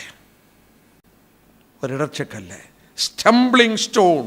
ആ സ്റ്റംബ്ലിംഗ് സ്റ്റോൺ നോക്കുക, ഈ സ്റ്റംബ്ലിംഗ് സ്റ്റോൺ 33-ാം വാക്യം എവിടെ നിന്നെടുത്ത് കോട്ട് ചെയ്താ? യെശയ്യാവ് 8:14-15 വാക്യം. നോട്ട് ചെയ്തോ വാക്യം എടുക്കുന്നവരെ? യെശയ്യാവ് 8:14-15 വാക്യം, യെശയ്യാവ് 28:16 വാക്യം അവിടെ നിന്നെടുത്ത് കോട്ട് ചെയ്തിരിക്കുന്നതാണ്. നമുക്ക് വേണമെന്ന് വായിക്കാം. കർത്താവിനെ കുറിച്ച് പറഞ്ഞിരിക്കുന്ന ഭാഗമാണ്. യെശയ്യാ പ്രവചനം 8-ാം അധ്യായം. യെശയ്യാ പ്രവചനം 8-ാം അധ്യായം അതിൻ്റെ 14-15 വാക്യം. 14-15. എന്നാൽ അവൻ ഒരു വിശുദ്ധ മന്ദിരമായിരിക്കും. എങ്കിലും ഇസ്രായേൽ ഗൃഹത്തിന് രണ്ടിനും അവനൊരു ഇടർച്ചക്കല്ലും തടങ്കൽ പാറയും യെരൂശലേം നിവാസികൾക്കൊരു കുടുക്കും കണിയുമായിരിക്കും. പലരും അതിന്മേൽ തട്ടി വീണ് തകർന്നു പോകും, കണിയിൽ കുടുങ്ങി പിടിപെടുകയും ചെയ്യും. യേശുക്രിസ്തു അവർക്ക് ഒരു ഇടർച്ചക്കല്ലും തടങ്കൽ പാറയുമായി മാറി. 28:16 നോക്കിയാട്ടെ. യെശയ്യാവ് 28:16, 28-ാം അധ്യായത്തിൻ്റെ 16-ാമത്തെ വാക്യം. 16-ാമത്തെ. അതുകൊണ്ട് യഹോവേ കർത്താവ് ഇപ്രകാരം അരുളി ചെയ്യുന്നു, ഇതാ ഞാൻ സിയോനിൽ ഉറപ്പുള്ള അടിസ്ഥാനമായി ശോധന ചെയ്ത കല്ലും വിലയേറിയ മൂലക്കല്ലുമായ ഒരു അടിസ്ഥാന കല്ലിട്ടിരിക്കുന്നു. വിശ്വസിക്കുന്നവൻ ഓടിപ്പോകയില്ല. വിശ്വസിക്കുന്നവൻ ഒരിക്കലും ലജ്ജിക്കില്ല. യേശുക്രിസ്തു മൂലക്കല്ലാണ്. യേശുക്രിസ്തുവിനെ ഇടർച്ചക്കല്ലായ യഹൂദന് തീർന്നു. എന്നാൽ വിശ്വസിച്ച നമുക്ക് അവൻ ആശ്രയിപ്പാൻ കഴിയുന്ന ഉറപ്പുള്ളൊരു പാറയാണ്. യേശുക്രിസ്തു ഉറപ്പുള്ള പാറയാണ്. നമുക്കൊരിക്കലും ഓടിപ്പോകേണ്ടതായിട്ട് വരത്തില്ല. ഞാനിവിടെ നിർത്തട്ടെ. അവർ ഈ പ്രമാണം നമ്മൾ ഓർത്തുകൊണ്ടിരുന്ന പോലെ പ്രവൃത്തിയാൽ പിന്തുടർന്നുകൊണ്ടിരുന്നു. ന്യായപ്രമാണത്തിന് പ്രവൃത്തിയാൽ അവിടെ ചെല്ലാമെന്ന് അവർ കരുതി, സാധിക്കാതെ പോയി. നമ്മൾ ജാതികൾ എങ്ങനെയെന്നു? വിശ്വാസത്താൽ ചെന്നു. ആ യേശുക്രിസ്തു വിശ്വസിച്ചു, അവർ രക്ഷിക്കപ്പെട്ടു. അല്ലാത്തവർക്ക് ഇടർച്ചക്കല്ലും തടങ്കൽ പാറയുമായി അവൻ മാറി. ഇന്നും യേശുക്രിസ്തുവിനെ കണ്ടുമുട്ടുവാൻ അവർക്ക് കഴിയില്ല. എന്നാൽ അവരിലൊരു ശേഷിപ്പ് രക്ഷിക്കപ്പെടും. നമ്മൾ ഓർത്ത പോലെ 1/3 യഹൂദന്മാർ രക്ഷിക്കപ്പെടും, ഏറിയ പങ്കും നശിച്ചു. അങ്ങനെ ആ 1/3 ദൈവം ശുദ്ധീകരിച്ച് വേർതിരിച്ചില്ലെങ്കിൽ സോദോമെ പോലെയും ഗൊമോറയെ പോലെ അവരായി മാറിപ്പോയനെ. ഞാനിവിടെ നിർത്തുന്നു. 9-ാം അധ്യായത്തിൽ യഹൂദനുള്ള ബന്ധത്തിൽ പൗലോസ് അതിൻ്റെ ഉള്ളിലേക്ക് ഇറങ്ങിച്ചെല്ലുകയാണ്. ദൈവത്തിൻ്റെ സർവാധിപത്യം, അവൻ്റെ തെരഞ്ഞെടുപ്പ്, ചിലരെ കഠിനപ്പെടുത്തുന്നു, ചിലരോട് കരുണ കാണിക്കുന്നു, ദൈവത്തിൻ്റെ അതിൽ അനീതിയില്ലെന്നും ദൈവം ചിലരെ രക്ഷിച്ചില്ലെങ്കിൽ ആരും രക്ഷപ്പെടത്തില്ലെന്നും ഒക്കെ പൗലോസ് വളരെ വ്യക്തമായി ഈ ഭാഗത്ത് കാണിക്കുമ്പോൾ നമുക്കൊന്നേ പറയാനുള്ളൂ. അബ്രഹാമും ഇയ്യോബൊക്കെ പറഞ്ഞ പോലെ പൊടിയും ചാരവുമായി ഞാൻ. കരുണ ലഭിച്ചു, മറ്റുള്ളവരിൽ നിന്ന് വിഭിന്നമായി മാറിയത് നമ്മോട് ദൈവം കൃപ കാണിച്ചു. നമുക്ക് പ്രാർത്ഥിക്കാം. സ്വർഗസ്വനായ ഞങ്ങളുടെ പിതാവേ, നന്ദിയുള്ള ഹൃദയത്തോടെയാണ് നിൻ്റെ സന്നിധിയിൽ ഞങ്ങൾ വിനയപ്പെടുന്നത്. അങ്ങ് കുശവന് ഞങ്ങൾ കളിമണ്ണുമാണ്. ഒരു കുശവന് കളിമണ്ണിൻ്റെ മേൽ എത്രയോ അധികാരമുണ്ട്. തനിക്കിഷ്ടമുള്ളതുപോലെ അതിനെ വാർത്തെടുപ്പാൻ കഴിയും. സർവാധിപതിയായ ദൈവമേ, മനുഷ്യൻ്റെ ചിന്തകൾ പോലെ അല്ല അങ്ങ് എത്രയോ ഉന്നതനാണ്. സകലത്തിൻ്റെ ഉടയവനായ സർവവും അവിടുത്തെ ഇഷ്ടപ്രകാരം ചെയ്യുന്നു. ഒന്ന് ഞങ്ങൾ സമ്മതിക്കുന്നു, അങ്ങ് അനീതിയായി ഇടപെടില്ല. അങ്ങ് നീതി മാത്രം പ്രവർത്തിക്കുന്ന ദൈവമാണ്. ഫറവോനുള്ള ബന്ധത്തിലും മോശമുള്ള ബന്ധത്തിലൊക്കെ ഞങ്ങളത് ചിന്തിച്ചുകൊണ്ടിരുന്നു.